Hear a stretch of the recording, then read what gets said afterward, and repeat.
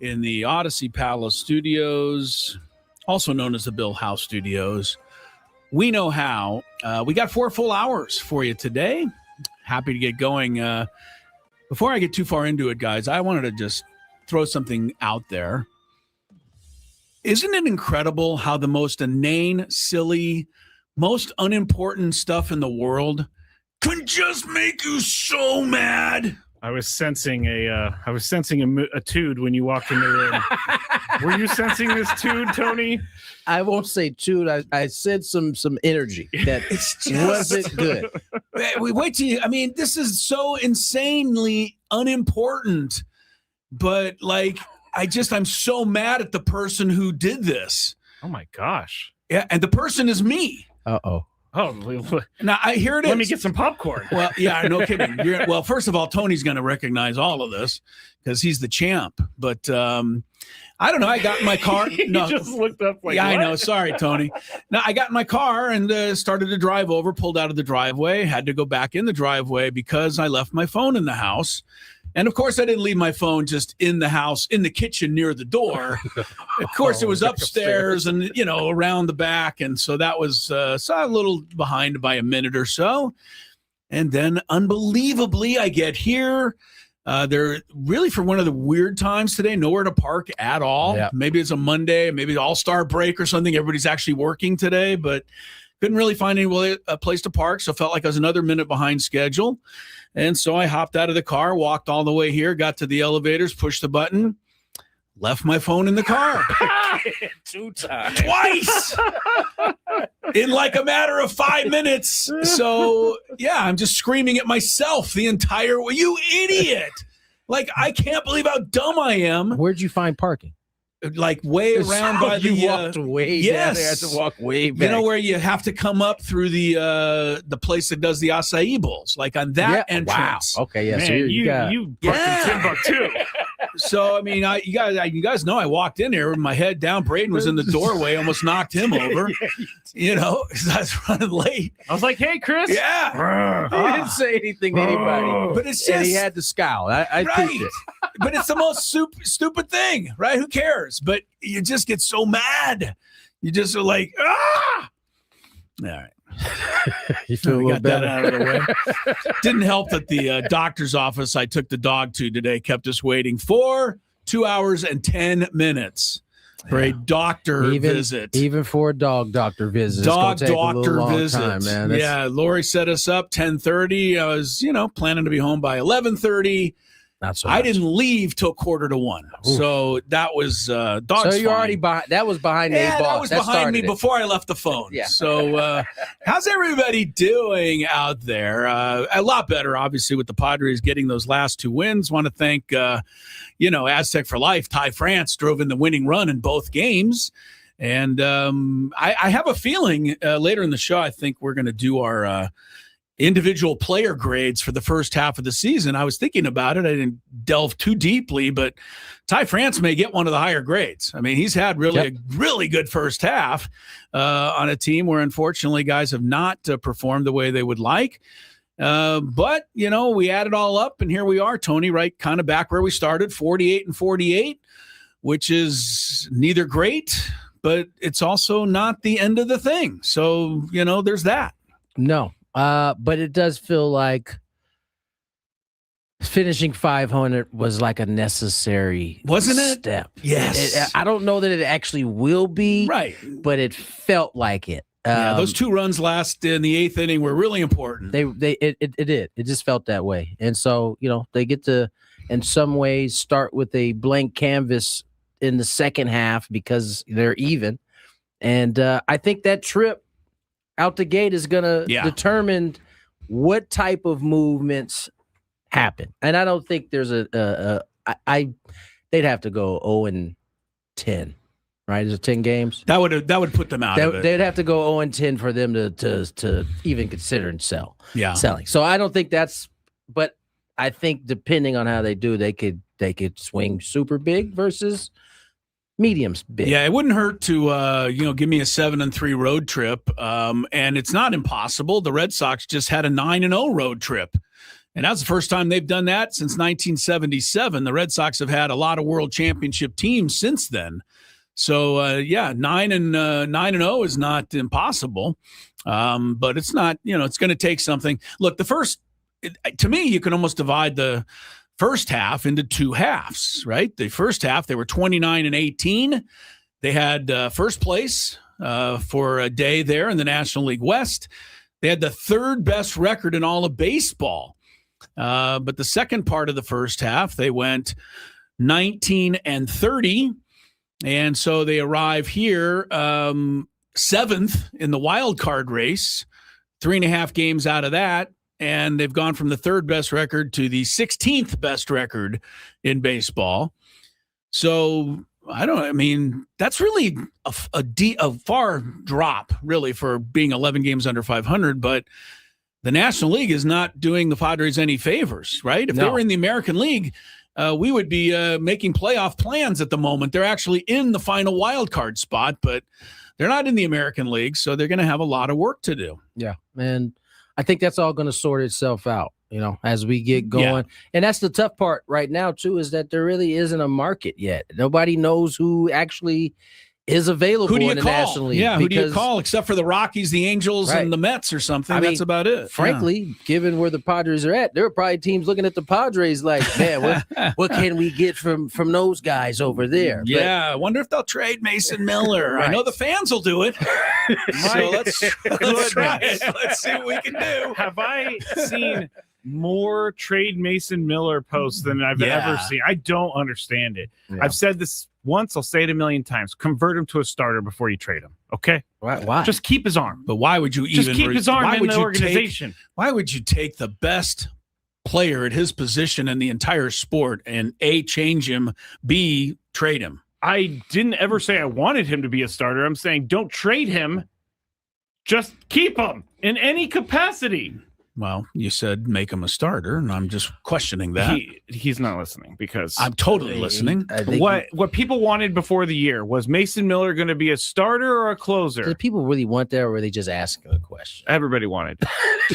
And so I said, and you guys said, keep him as a starter, keep him as a closer, don't make him a starter. And now they're talking about trading him. So before they trade him, if they need a starter, make him a starter before they trade him. The whole point of trading him is because you want to get something. I get You're not going to change his value and make him into a starter, not knowing what's to come of that, and then move him later. It doesn't make any sense. SD Mike says only the brain dead fans want to trade Miller. So that's okay. Only the brain dead host suggests making him a starter. So we're even. No, you're again not listening. Do you remember the months we talked about? Should he be a starter? Should he be a closer? I got you. I don't know that you did. Well, I just look. Let's go elsewhere if we're going to do something. Let's do. We're going to do something. One of the other things one of the other issues as we hit the All-Star break and God forbid Friday night, Craig Stammen. To me, he misspoke. People ran away with this, and it's the list of people. The group that hates Stammen. So. But he pinch hit there in the 6th inning, and he pinch hit Rengifo, and then he pinch hit for Rengifo in the 9th inning with Cronenworth. And everybody, so he was asked after the game, "What did you think about pinch hitting Cronenworth there?" And he said, "No, I wanted to get him off his feet for the day. I was trying to keep him out all day, give him a rest. By the 9th inning, I kind of wanted him in that spot." So. And then he went on to say, kind of as a throwaway line, and, he said whoever pinch hit there in the 6th was going to have to stay in and play second base, which was true, except for people took it to mean that he didn't understand the rules of baseball. Yeah, he doesn't understand. See, the rules of baseball. Why would he understand the rules of baseball? So people were like, the guy doesn't even know the rules, and because the guy who pinch hit doesn't have to stay in and play. And I was like, oh, my God, you people are grasping at straws. I know you want him gone. There's nothing he could do to change your opinion. But I'm going to try to at least get you to think about it for a second, because as we hit the All-Star break, the Padres continue to be last in offense. They're last in runs. They're last in batting average. They're last in OPS. they're the worst hitting team in baseball statistically. And if you add to that they are the 27th best starting pitching, only the Astros, A's, and Rockies are worse in starters ERA. If you put those two things together, and I didn't tell you what their record was, there's no way you'd guess that they're 48-48 and still in the hunt. No. They'd be long gone. Most teams, you'd be way out of it. I'm not going to give Craig Stammen all the credit, but I don't understand how you can be so critical of a guy that has somehow kept this together and found a way to keep them competitive despite so many things that have gone wrong. Listen, I don't think Craig, I agree 100%. I don't think Craig has been perfect, but of course not. I think the Padres' problems have a lot more to do with those two things that you just mentioned. Yes. The offense being last in a lot of categories, and the pitching, starting pitching. Right. I mean, what was it, Michael? Was he the last 6-inning guy we had? I mean, we didn't see. We have had a slew of 4 2/3, about 6 third. Yeah, the month of July, we've only had one game where the guys got to the 6th inning or 7th inning. And guess who's wearing the brunt of that?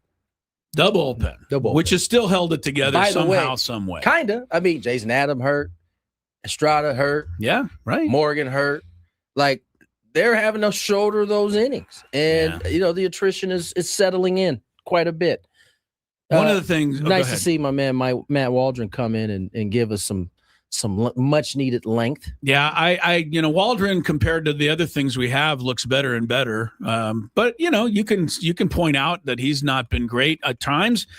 But in that starting rotation right now, to me, I'll take what I can get. I got 4 innings yesterday from Marquez. It's not great, but when he left the game wasn't over. That's right. And that, to me, is kind of what I'm after at this point.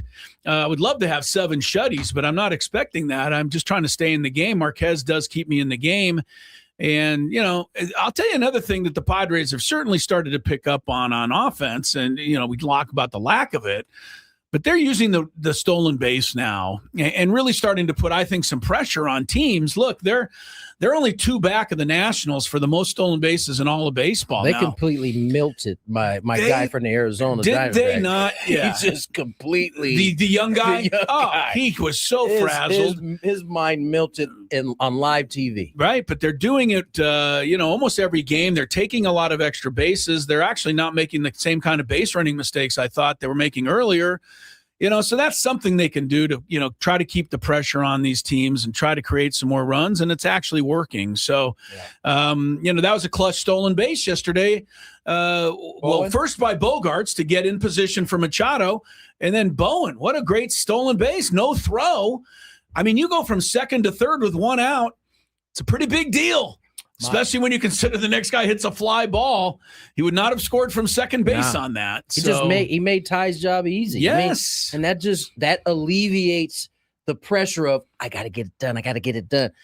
All of a sudden, the at-bat starts, your guy's on second. You got to get a hit. Yeah. He steals third in that at-bat. Now you don't have to – you just got to take a good swing. And it just changes the way you're thinking at that point. For sure. And it makes it a little bit easier. I'll say this. Manny Machado is on his way. What I've seen the last 2 weeks, really going back to that series in Texas, he's rounding into those swings we saw the last 2 games are vintage Manny, and I think you're going to start seeing the average tick up to go along with the power that has kind of remained the same really all season long. I think one of the interesting thing is the lineup to me was pretty similar the last couple of days, and I'm starting to think I like it. The only difference was Campy got scratched. Right, he got scratched, but I'm starting to kind of like now. I've come along. Skraby knows I'm coming around on Sun Moon Song. He's giving you great defense. Well, hold on, you coming along because he's coming along. Right. Yeah, you weren't right. wrong. I mean, he could do one thing at the beginning of the season. He could pull the ball, and the ball had to be in that spot for him to do damage. What we've seen here is him now all of a sudden stay on the left. He hit a ball to left center. He's just he's becoming more and more comfortable at the plate. Yeah, and if he gets on base, it's a stolen base. And defensively, he's not. Nobody's ever better than Manny. But I'm telling you, he makes plays down there, and I'm like, wait a minute, was that Manny? Oh no, that was Sun Moon I Song. actually thought that yesterday in the ninth. Song makes every routine play. He doesn't miss them. Yeah, And been good, occasionally so. he'll get you a spectacular one. Yeah. Manny Machado in the last 30 games hitting 279 with an OPS of 958, 8 home runs, 23 RBIs. Yeah, he does that the second half. It'll be welcome for sure. For sure. All right, so we'll talk about the lineup going forward a little bit, talk about how they're going to negotiate through this pitching.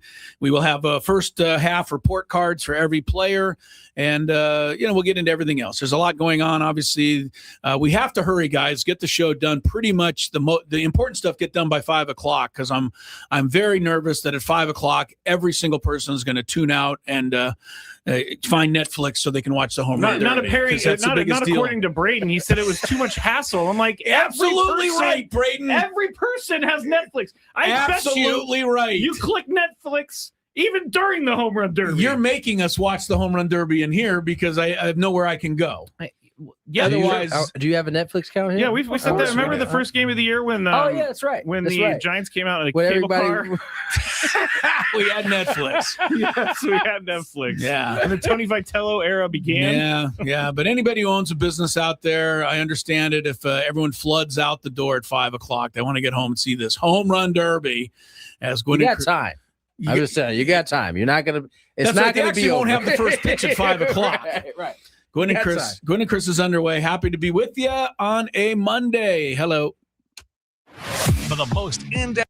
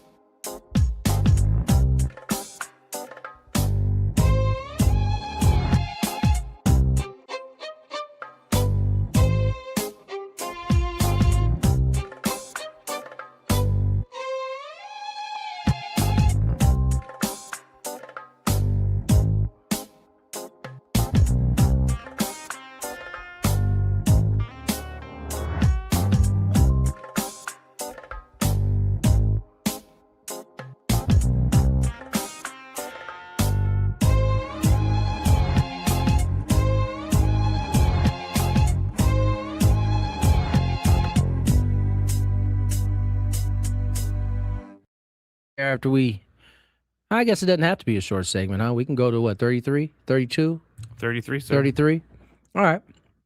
Tony Gwynn Jr., Chris Ello, Matt Skraby, 4 hours as we celebrate our first day of the All-Star break.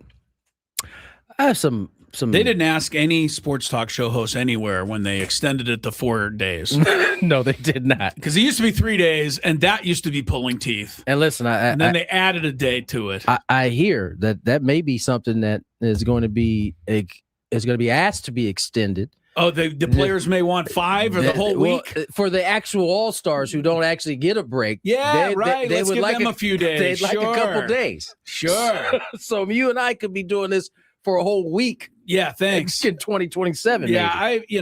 I was thinking about the WNBA, and I'm like, hey, this is your time. They should do honestly, I would think today would be a good day to do it. It has to be Wednesday, but flood the market with games. We'll have today? one of those, like the NBC Christmas Day slate. Put all your best players and best teams and get ESPN to televise 4 games all day. And I think you'd run a good chance of, some people who haven't watched tuning in. I mean, we're looking for something to watch. A lot of people love just sports. And I think people look at sports and they kind of go from the top. I'm going to watch the NFL first. I'm going to watch this second. I think that's fair. But, okay, so during the All-Star break, the WNBA would probably be first. Be about your, I don't know. It's just a thought. Couple things to cover in this segment. We have some comments about AJ Preller and maybe his standing with new ownership. But I also saw something that caught my eye in terms of this 2026 All-Star game. It's in Philadelphia. And obviously, since the Padres are struggling a little bit, there's a conversation about some of these All-Stars that were former Padres. Mm-hmm. We're the dumbest team ever. Right. Abrams, Wood. You got Arise now. You got Soto. You have and Cease.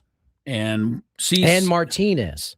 Nick Martinez and Michael Wacha. And Give Michael us the Wacha. 7th one. So we got 7 guys that used to be Padres, and we only have 1 guy who's a current Padre. I think for the crowd that is upset about this, I say to you this: you are allowed to be upset if indeed you weren't one of the thousands of people asking for 5 of the 7 to be shipped off somewhere. Yeah, we practically drove Juan Soto to the airport and put him on the plane to New York. Yeah, you were the guy driving. I was piloting the flight. Along with Luis. Well, I wasn't on that flight. No, you weren't. I'm the only one, I think, in town who liked him. There were a lot. Again, we just wanted him moved down in the lineup. We did not want him. I'm not going to argue with you about all of that. He wanted him out. You all wanted him out. And you know who else you wanted out? Dylan Cease. Couldn't stand him. Well, now here's one that I don't think anybody can really be mad at, because I heard over the weekend that the Padres didn't even really have any sort of conversations about him coming back because they just knew he was going to be too expensive. We all knew that. That I think it didn't matter for some folks. It didn't matter if he was too expensive. There's reality. They were like, he threw the ball horribly in 2025 for us. Get him out of here. Okay, there were some people. There was a lot of people. I wasn't one of them because I knew that we were going to miss him. The guy's a workhorse. Michael Wacha, we won't miss him. Yeah. I don't think anybody noticed him lately. That's what I'm saying. That's what I'm saying. So let's not get carried away. I'll spot you Abrams and Wood, even though you got to a NLCS. I still think the trade of Abrams and Wood, as painful as it is now, and there's not a night that I don't put the quick pitch on that Wood and or Abrams home doing something. I'm usually happy if only just one of them does. Usually it's both of them. And so, yes, it's painful. But I will have this argument with anyone, and I have had it many times. I not only think that trade was important for the Padres to get, to the NLCS that year in bringing Soto, but I will argue that trade made the Padres something they had really never been before that trade, and that is relevant. Yeah. They traded for relevance in Major League Baseball. And Tony, you'll say it, but they never got a national game before that. They never were all really taken all that seriously. The Dodger-Padre rivalry was not anything until the Padres beat them in that playoff. So you got a lot, I think, in return. We just don't seem to think about it every time we watch Wood or somebody hit a home run. No, it's hard to remember those things when you're watching them have success for another team. Yeah, they are. But I think it was a trade that I think that they did, and it worked out. I think the ones that kill you the most are when the player you acquire totally don't do anything. Yeah, right, or what you acquire doesn't work, and then the player, it's a little bit of an older one, but the Tigers once got Doyle Alexander, and he took him to the AL Championship Series, and he went 14-1 or something after the trade. But the Braves got John Smoltz. So for the next 15 years, the Tigers were idiots because John Smoltz was going to the Hall of Fame. But the Tigers got what they traded for that year. Yeah. That's kind of how this works sometimes. Nope, no doubt. The other story I mentioned, Tom Krasovic wrote in the Union Tribune about it sounds like AJ has finally had a chance to meet with new ownership. They seem to be pretty excited about not only the job, but the job he's doing with this draft. And it makes sense. I mean, you spend all this money, 3 point whatever Billy on it. Kind of want to know where the money's going to be spent for these young 18-year-olds that you're drafting, right? Because the Padres went heavy high school, it looked like early in this draft. And so 10th year they've taken a high school player with their first round selection. I'll tell you why I was excited about this. I hadn't heard that whether AJ and ownership had actually met at any point. This sounds like they have, which only leads me to believe the big elephant in the room had to be approached at this point, which was, can we take on money? Will we be able to add at the deadline if this team is where it needs to be? I have to believe that conversation was had at this point, especially given there's a 2 weeks left, 2.5 weeks before the deadline. August 3rd. So 20 days-ish. Pretty sure AJ has to go talk to somebody and say, hey, which direction should I go? He can't go pull the trigger on himself. Yeah, I don't think so. Right. So I get the feeling that the ownership, according to the story, are pretty bullish on AJ Preller and what he's done and what he's doing. That's probably bad news for, many of the people out there who think somehow this organization, which, as I just mentioned, has never been relevant for as long a stretch as it is now in the history of the franchise. You think the guy who's the architect of that needs to go quickly. Doesn't sound like he's going anywhere. And it just, whatever you think, I don't think it's going to really, matter because I don't think he's going to go anywhere. So August 3rd, deal with that. That is the day to kind of put at the forefront of your mind. I wondered, it's really difficult for us to know, but does the while they're waiting to cross the T's and dot the I, do they have any input into any other daily operations? Weird. It's a weird situation. I would think technically they're not supposed to, but I'm sure like a couple, little winks, little nod. Yeah, I can get that too. Manny said the other day that he was kind of frustrated about how slow things are going. Yeah. Because as you get in Tom's article, it said that whoever he spoke to someone in the know and that they said shouldn't worry. It's going to happen at some point. Well, we're going to worry. So it's kind of our nature. Well, it is interesting. You look at AJ Preller, like you said, Skraby, 10th year in a row, a high school player. That's a big boy they took first, too. 6'6" something. Yeah, was he a baseball player or offensive tackle? I think he played middle linebacker at one point. A couple of those high schoolers they took were Jackson Merrill, C.J. Abrams, Mackenzie Gore. They've had some good ones in there. There's a few of them that we're still waiting on. I think Robert Hassel, unfortunately, has to kind of be categorized as, but he was part of the trade that got us Juan Soto, so you got something out of him. Just for shape. Just for shape. Who's the whatever. What's funny is the thing is you don't pay attention to anything I say until something like that happens. It's my job. All of a sudden your antennas fly open. It's my job to identify things I need to dump. You know how many times, Tony, when I'll ask him a question and he'll What? Where? Did you ask me Yes, something? I actually do. I've seen that. Seen that a couple Are times. you kidding me? I got plenty of stuff Or going on over one here. of my favorites, and I love that he does this now because I did it once, and it's a recording now. Oh, He does it almost all the time now. Where you say something, he comes in like 2 seconds later and says the same exact thing you just said. Yeah, just complete total repeat.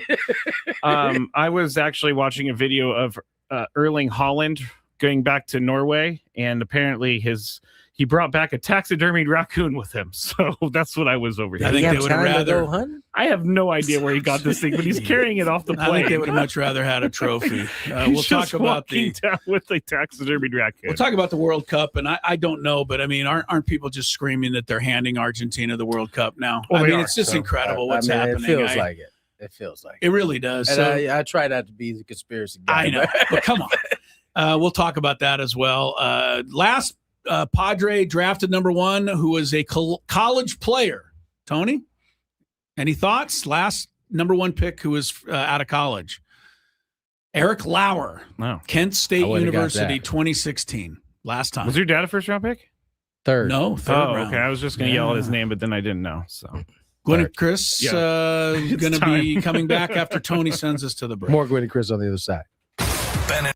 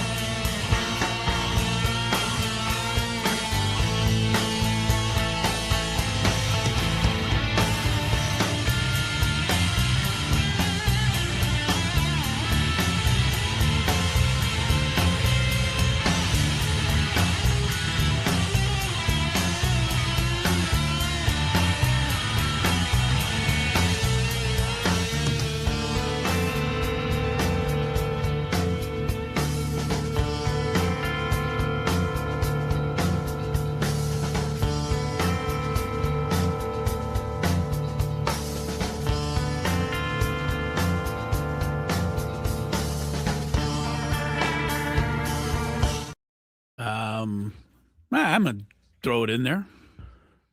Spiro's helping us welcome Tony back to the All-Star Break in studio today. He's going to start thinking that when he comes in, we get Spiro's, but it just worked out. I'm not even on this segment. You guys do your thing. I'm going to eat right now. Yeah, I was going to say, He'll how be, are we supposed to do a show now? I know that we I may have to do Spiro's? the rest of the show by myself, but we're excited. I'll pop in if you need me, but I'm just over here eating. So. I will. I'll let you know. Well, I thought it'd be fun, or maybe not, to just kind of hand out individual grades for the first half of the season. And so we're going to bring in Professor Gwynn and Professor Ello. And I think we might even let our teacher's assistant, Skraby. That's rude. Duck. That is just plain rude. That's rude. I don't take titles seriously, but I'm more than a teacher's assistant. TA is over what they there. I am Oh, the yeah. lead teacher's assistant. You might Still be the teacher's assistant. You might be the though. lead, but yeah. So here we go. We'll go down the let's go down the roster. Oh, let me get here. my roster up. Also, Yeah. we have at the end of the show, we're going to recap our AL predictions from before the year. Oh, good. Man, I have bad. No, Yeah, I don't know that that's good. Tony doesn't know this yet because I'm sure he doesn't remember, but I may have had the worst pick in any of our predictions of all time. I'm not sure. Okay. I think I'm going to give you a run for your money All right. on some of it. All right, let's start with the catchers. So let's give our first half grades to we'll go in alphabetical order. Luis Campusano, who, by the way, sat out yesterday with stomach pain. And I don't know. Hopefully that's nothing beyond that. Did he? 'Cause we need Did he him. try this? It's funny. I can imagine. So immature, bro. Yeah, you are. I mean, like, yes, the training staff came up to him and said, "Is there any way you can pass some gas? You might feel better." No, they're like, hey, man. Goodness. They're going to push him in the stomach and then, All right. oh, I can be in the lineup again. All right. My grade for All right. That Luis- joke gets a D minus. No, it does not. My grade. What do you got for Luis, For first Luis half? is an incomplete. Yeah, I was thinking the same. He just, if I was just to do it solely off his numbers, he'd probably get a pretty high grade. Yeah, But- he's done great. He has an OPS over 1,000. Yeah. So, But that's so limited, It's just limited unfortunately. action. I love that when he did come back prior to the stomach ailment, he kind of hit the ground running, had a homer, didn't seem to miss a beat. Yeah. But right now, he just hadn't have enough ABs. He gets incomplete. I'm a little concerned too because the toe thing I thought took a lot longer. Then I think somebody said he hurt his oblique while he was coming back from that, and now the stomach thing. I hope it doesn't go into anything else. You got to be healthy. Your number one ability is your availability. Rodolfo Duran, I think, would get a little higher grade just because we didn't expect anything from him. He hasn't. I think defensively he's been okay. I'll give him a C. I'd like to hit more, but he's kind of been pressed into service. Skraby, you can jump in too. Yeah, Luis Campusano, like you guys said, he's been good when he's been there, but he hasn't been there all the time. So what are you saying? I know what we said. What are you saying? I'm saying that he needs to stay healthy. I know what we said. What's your grade is what I'm asking. My grade will be, because of the catcher play overall so far this year, B minus. See, I don't think he was listening to anything we said. I wasn't. He just literally made that. I was texting someone. It's funny. We were talking about right fielders. I don't even know why you were talking about Luis Campusano there. Didn't you guys just bring up Luis Campusano? He doesn't know what's happening. No idea. But if I say the word, but if I say sheesh, he'll be what? Hey, look out! What's that? Hey, don't hit the button. You weren't talking about right fielders. You don't know what we were talking about. You were talking about Rodolfo Duran. No, Yes. At the end, we were. I think Rodolfo Duran, I love his story. Needs to hit more though, but What Finish. grade, please? C. C. All right. I will give Rodolfo a C minus. C minus for Rodolfo. How about Freddie Fermin? I like him better than this grade, but I can't go higher than D. He struggled so mightily there. The 3 home run streak was kind of crazy, It's fun Right? while it lasted. and then that kind of went away.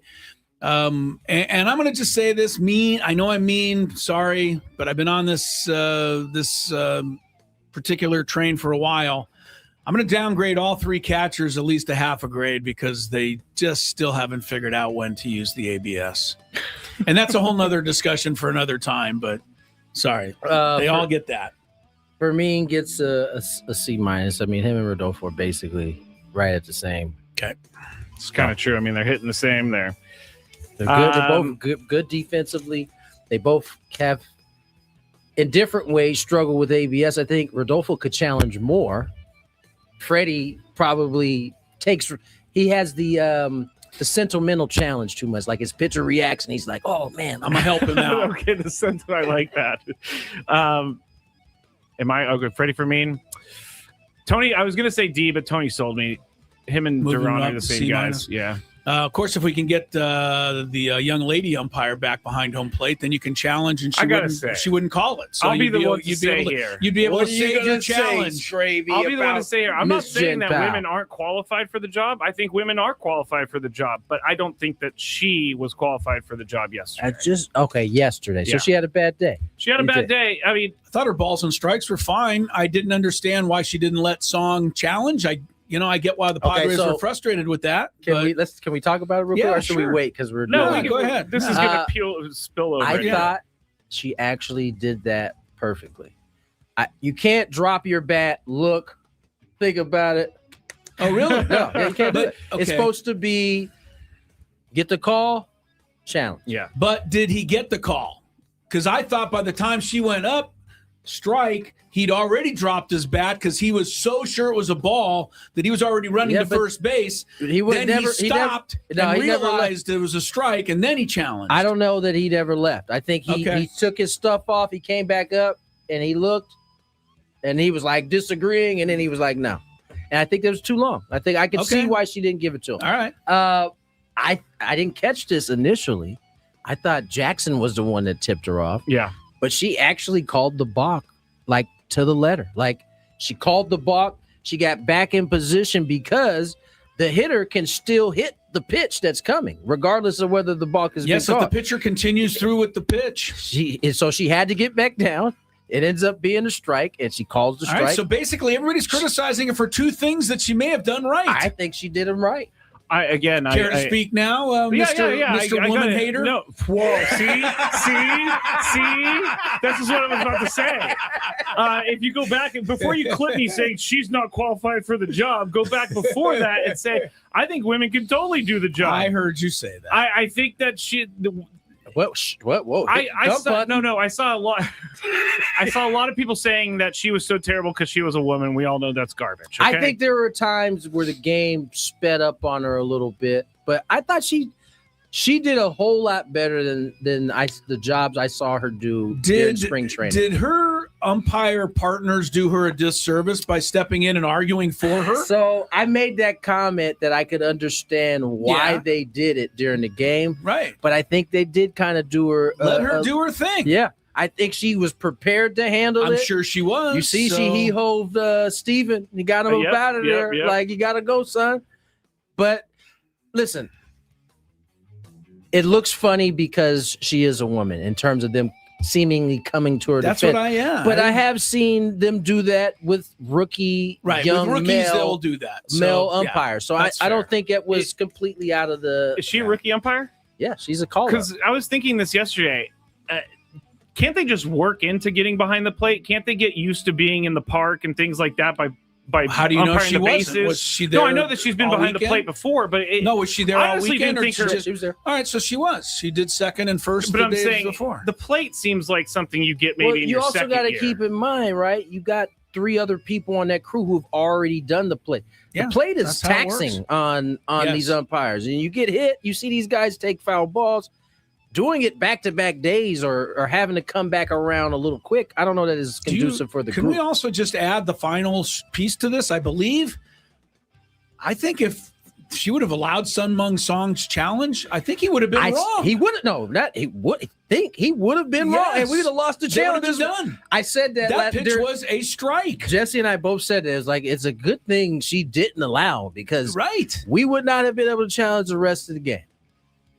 All right. So in the end, she helped the Padres more than she hurt the did. Padres. I She get did. a little love for old Jen yesterday. Not so bad.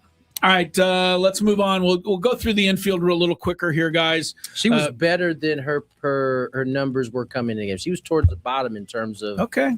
She did a good job. I think people are being overcritical. Xander Bogaerts' grade, I think a B+ for April, and B- for the rest. Got off to a really good start. He did. It's been a little more steady, mediocre since then. Yeah, talking about Ty France. I'm just kidding. I'm kidding. You're talking about Ty France. Tony and I are talking about Xander. I can't give him a B. Yeah, he's got to be lower than that. I'm gonna give him a C. Okay. Jake, C+. Thanks for asking. Yeah, I knew you'd get in there. Jake Cronenworth, incomplete, but trending lower. I hope that the second half is more like Jake. Yeah, and I think it can be. Yeah. Ty France, I'm going to go into the A-. I don't think he could have given you more than he's given you. I don't even know if he's made an error, maybe one somewhere that I don't remember. He's been great on defense. Solid. He's cut down runs at the plate, and he's come up big in the batter's box. Anything different? No, I'm gonna ride that A-. Okay. Yeah, he's been great. Manny I was Machado. gonna see if I can give him an A+, but A-. Nobody gets an A+ till they lead us to the playoffs. I'll give Manny a C+. C+ because of the homers and RBIs being on track, but C+ is not a Manny Machado grade. No, that's not a grade for him. C+ is also fair if you consider how many games has his home runs won the game. At least a half, a dozen. There's enough. Yeah. All right. Skraby, in on that? I would say C- just because he's been hitting under 200 all the way until yesterday. Basically, I mean, from May through June until last Friday, had the lowest batting average in baseball. That so I'll have to go C-. Needs to be said. Gavin Sheets. Gavin Sheets is, I don't know. I don't want to say disappeared, but he's not had the impact the last month that he had earlier in the year. No. So I don't know. He hasn't been talked about a whole lot because everybody else is struggling around him. He's got 14 homers, which puts him on pace for more than he had last year. So, and this is going to be a theme. He's going to get a C for being this one. Yeah. I think he would have been above C for sure until the last month. Yeah. Hasn't really been a threat. The kind of threat that I had seen him be. Sun Moon Song moves up from, honestly, a waste of money to me to somebody I'm glad they have now. I would like to point out that I did say you were maybe being a little too harsh on a guy who started the season. Because I saw this coming all along, Chris. Oh, you knew that he'd pick it up? I've been a big Sun Moon songer. Yes, you are. What do you, Tony? You said about Sun Moon. You've been happy with his in the batter's box. He's made adjustments and improvements. I'm going to give the young man a C+. Yeah, I think he's defensively. I'd never had to doubt. He just seemed like from the. I am shocked at how good he's been, though. The very beginning, watching him in spring training, he just seemed like that was his thing. But now to watch his, even though it hasn't been like crazy fast progression, he has progressed at the plate. I give him a C+. Miguel Andujar, I think he's given them what they expected. So that's a C, but I'm going to go a little higher. B-. Me too. He kind of gives me more of a threat in the box than I feel the others do. Agree. I'm going to go. I agree with you. B-. All right, Jackson Merrill, C-. Can't give him a C because he hasn't even been Jackson, although Jackson himself is a higher grade than a C. I would say his defense puts him at a... He saved a lot of runs. I was going to say his defense puts me between a C+ and a B-. Really? Whatever that is. Really? I can't go there. That's high. Yeah. I'll settle at a C. Even though he's robbed like 5-6 home runs this year? If he hadn't done that, it would. Let me ask you real quick. Wouldn't be good. Have you seen him making adjustments at the plate? Because I can't recognize them. I thought, although, what's my guy? Gosman gave him some fits yesterday. The 2 previous days, I thought he swung the bat really well. And I was encouraged the way he was swinging it. Fernando on the way out. C. C. I was going to say B- because he's kind of been their best hitter lately. Okay. We'll do pitchers later in the show. Gwynn and Chris continues.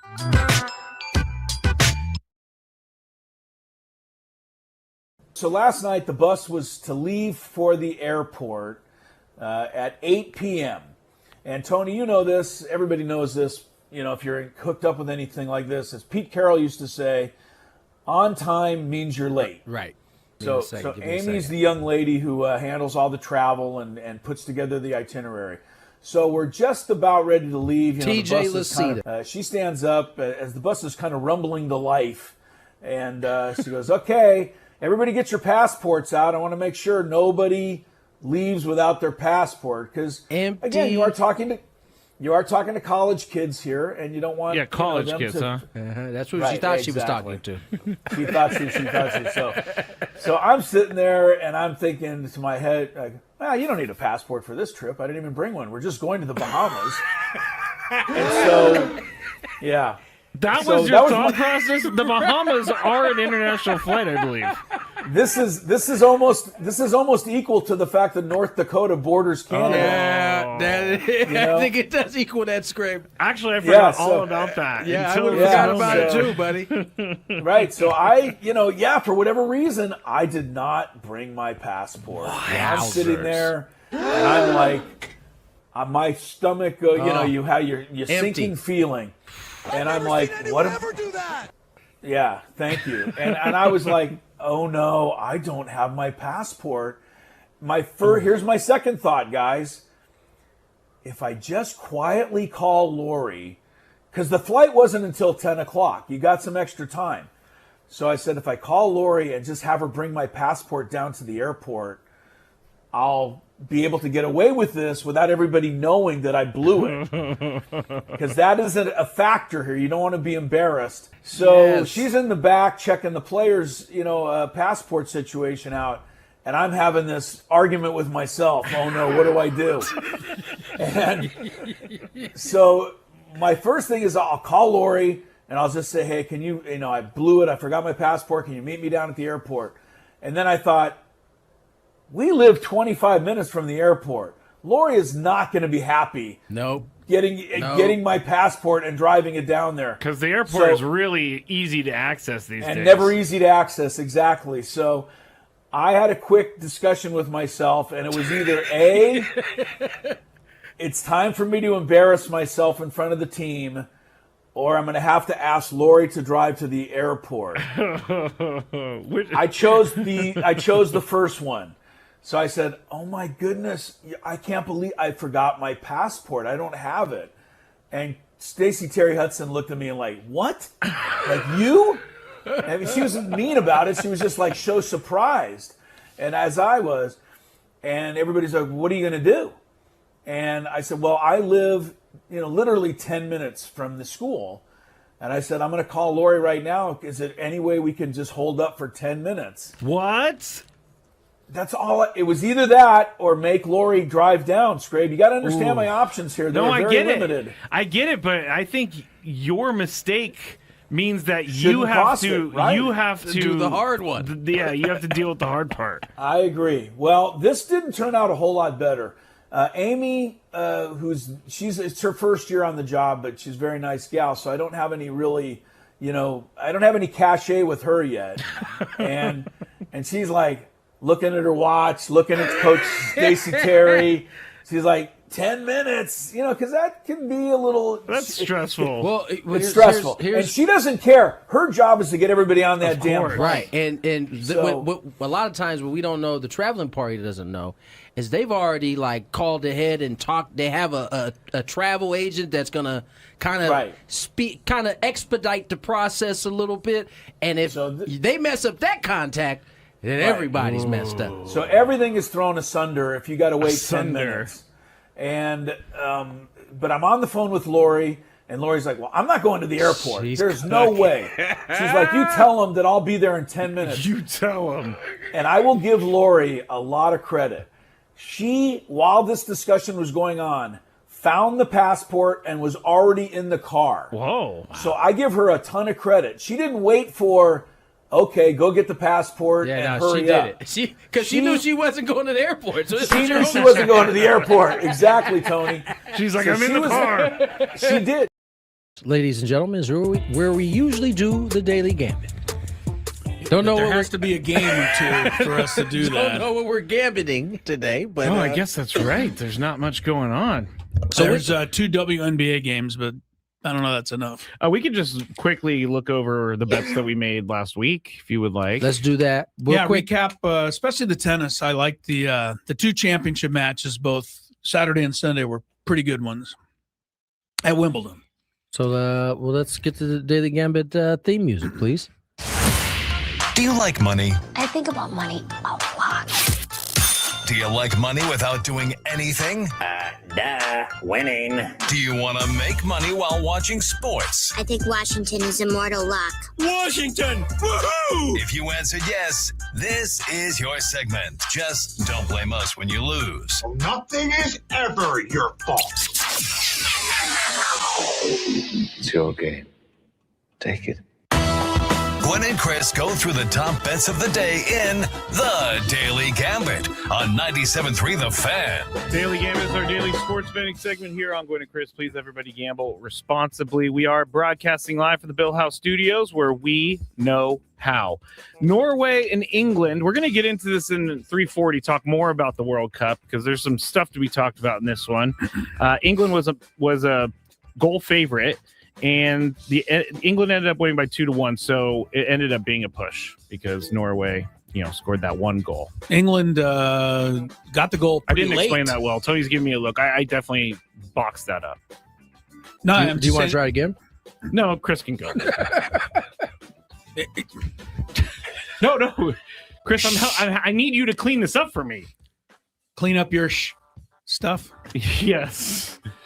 England, I don't know what to tell you. I mean, there was a push. Okay, so I did get it right. Tony Yeah, was giving me this they look tied. like I got it wrong. Yeah, you're favored by 1. You win by 1. All right, Argentina minus 1.5 against Switzerland. Now, I was really cheering for Switzerland. Apparently, there's this thing where you can flip a yellow card and... Let me explain to the folks. Please. So much happened here. Yeah. But all of it was in favor of Argentina. All of it. Unfortunately, the call was right. Right before, I don't know if it was right before, but they decided this year that, and I guess the part that irritates me is that flopping in the men's game is a thing. They've been doing it. They decided this year that They're going to penalize. they're going to penalize Yellow you card. if indeed your flop caused a card. They could review that. So And- he flopped. The other guy got a card because the referee was duped. Right. I like how you did that. And the Dupe. guy who got that yellow had already had a yellow. Yes. So that means that's automatic. You now have red. Now you have red. He's ejected. And basically game's over. I mean, Argentina gets to play the last 40 minutes of the game Man up up. a man. Yeah. And, Switz hung on as long as they could. Did. But I think the argument that you might mention, Tony, is that guys are falling and holding their leg and spinning around and in terrible agony all the time. This just was not the time for one of those calls. It's horrible. I'm not 1,000% sure. I think the in order for them it to be a reviewable thing, a player has to have received a card, if I'm not mistaken, on the duped call. Okay. But either way, like I've watched pretty much all these games, and every single one of the men's game, someone goes down and is trying to dupe the every official. time. So what makes you decide whether or not this dupe raises the level? I'll enough tell you what makes to you give the decide. card? I'll tell you what makes you decide. If it happens against Argentina, that's what good makes you point. decide. And Good that's what point. people are saying. Good point. Because if you go back to the match previously against that was- Egypt, Argentina had a goal, Egypt goal disallowed, which people thought was a little wonky. And then later in the game, a Egypt player got pulled down right in the penalty box, and they didn't even look at it again. Yeah. And Egypt said, well, what happened there? Anyway, so a lot of people think Argentina is being handed the title, which is why. Listen, I don't like Argentina. I don't want them to win, but I don't know that. I would like to believe that these officials are not out here just can't. It would be saying- so just difficult. Could they fanboying really over be Messi. like I- fixing the world? I think they can't. get I can't go with. Do you think they get, because there's no way they could fix something to happen on the field? Do you think they get the directive like, hey, if there's a way But they can we can fix help Argentina, let's do it? Unfortunately, you really only have to get to one of two people, the ref or the VAR, the VCR or whatever he is back there. It is kind of a VCR. Yeah. But Tony, do you know what VAR stands for? These guys. Yeah, we had this on a trivia. Oh, he's looking it up. You can't look it up. Why you asked me the question? You want the answer? I know the answer. We know the answer. Oh, go ahead. It's virtual assistant referee. There you go. So he can make that call, but The virtual assistant can definitely be had. you I'm just saying. cannot have a call in soccer, man. A red card or a penalty kick is game deciding calls. And those have to be on the up and up. And if one moment they're not, anyway. I agree. All right. All right. Moving on. Who had more But goals? the winning side there was Argentina Yeah. because they scored a third goal Yeah. They did. and ended up beating the spread. Yes, we both picked Argentina. Okay. More goals in the game: England and Norway, or Argentina and Switzerland. Both of us went England, Norway. England, Norway only had 3. Argentina, Switzerland had 4, so we Okay. lose. Padres minus 1.5 against the Blue Jays. You went Jays, I went Padres. Jays did win this game 5-3. Unfortunately, Okay. it's a very depressing night. San Diego and Toronto over under 8.5 total runs in that game on Friday. I went under, you went over. It was 8 total bases. Who had more, Vlad or Tatis? Both of them had the same. They had tied base. 1-1, yeah. But Vlad's barely was a 1. He dribbled it out in front of the plate. God. Who would win, Makova or Noskova? Yeah. I said Noskova. You said Makova. Mhm. Makova won. No, Right? Noskova won. So you're totally wrong. See, there's too many ovas in this. It's unbelievable. I did not pay attention to Wimbledon. Well, over you the don't have to weekend. pay attention to look on the line and see who won the match, or you wouldn't think. I know who won the men's match. Sinner. Okay, but before we get to that, I just want to mention that the women's match had a really impressive performance by this gal who won because she won the first set pretty easily. She was up 5-2 in the second, so she was right there to wrap it up, go home, ball game over. She blew 5 match points. She lost 5 games in a row. And Makova won the set and tied it up at 1-1. Well, who has all the momentum going to the third set? Makova. And give credit to the young, the 21-year-old. She somehow turned it back around and won the third set and won it. So that to me is pretty impressive. You let a lead like that get away, that can stay with you the rest of the day. But she Definitely didn't. So can. good for her. Sinner is Zverev. You chose Sinner. I chose Zverev. Sinner won his match. Chris, what team is that? Okay, that is Jaguars and Oilers. That is the Houston Oilers, Tony. No, I know the Oilers. Oh, the Jags. That's the original Jags from like 1996. Yeah, Mark Brunell. That's at quarterback. 96? Yes. I thought for sure this was 80. I was like, there's no team in the 80s that had. But the Jags didn't play in the 80s. That's what I'm so, saying. Yeah, this is definitely 96. That's the Yeah. Jaguars. And Mark Yeah. Brunell was he was like the Steve Young clone, and I loved him. Yeah, whoever, and by the way, we're watching NFL Network if you're wondering what we're talking about, but this is called the Player's Choice Game, and this is Desmond Howard's pick. Desmond, of all the games played in the history of the NFL, this is the one you want to see again? Something clearly happened that we don't know This is about. the middle of the season, and, nobody even remembers this happening. Is there Wow, that's how old I am, by the way. Jaguars? The Jaguars used to look like this. That's what and they I were, didn't yeah. recognize them. Yeah, they didn't. They worked hard on the beginning of the franchise. The unis came later. They did. Yeah. Last couple bets: Dallas Wings my 7.5 against the Toronto Tempo. Yeah. We both chose the Tempo, and we were both. Is that correct. where, is I'm that sorry, where we were Tempo wrong. is? There in Yeah, Toronto. Tempo. Toronto Tempo. Or no, Dallas won 1. I'm really bad at this today. Yes, you are. 108.95. Today? So we lose the bet. Just today. Who scored more, Paige Beckers or Marina Mabry? They both scored 34. Marina's so. been in some stuff here lately. She had boy. 53, and then yesterday she got to shoot to the back. She reaches down to get. The WNBA can't get out of its own way. If they don't get an official For real. to learn how to ref the game, the whole thing's going to go up in smoke. Oh, And we had our guy on from the Indiana Fever, the voice of the team, talking about Caitlin Clark and all that. yeah. And I mean, he said a lot of good things and stuff I learned about Caitlin Clark and everything. But the one thing we all agreed on is that until they get better officials, this is going to be taking away from the game. It is. But this Mabry reaches down on the floor to pick up or loose to ball. tie up a loose ball because there was another player. The player on the floor basically reaches out and just swats her away. Hit her right in her mouth. And so that's a technical. Then later in the game, that same player picked up a shoe. It wasn't her. Somebody else's shoe came out and threw it at Marina Mabry. Like, what are we doing? Hit her right in the back. She's walking down the court the other way. The funny Oh my part gosh, is I just saw this. the for the funny first part time. is you don't see her throw the shoe. You just see the shoe Right. on the Yeah, ground. that's all you see is a And- shoe come. And it was the homegirl who's missing the shoe is like trying to hunt her shoe down. Trying to find her shoe. The league is becoming I mean, I mean, you gotta do this better, ladies. for real. Yeah, I don't understand. I It's the gotta ref. say, The refs got to get. They got The to refs They can't got to get control of the game. That's what's happening.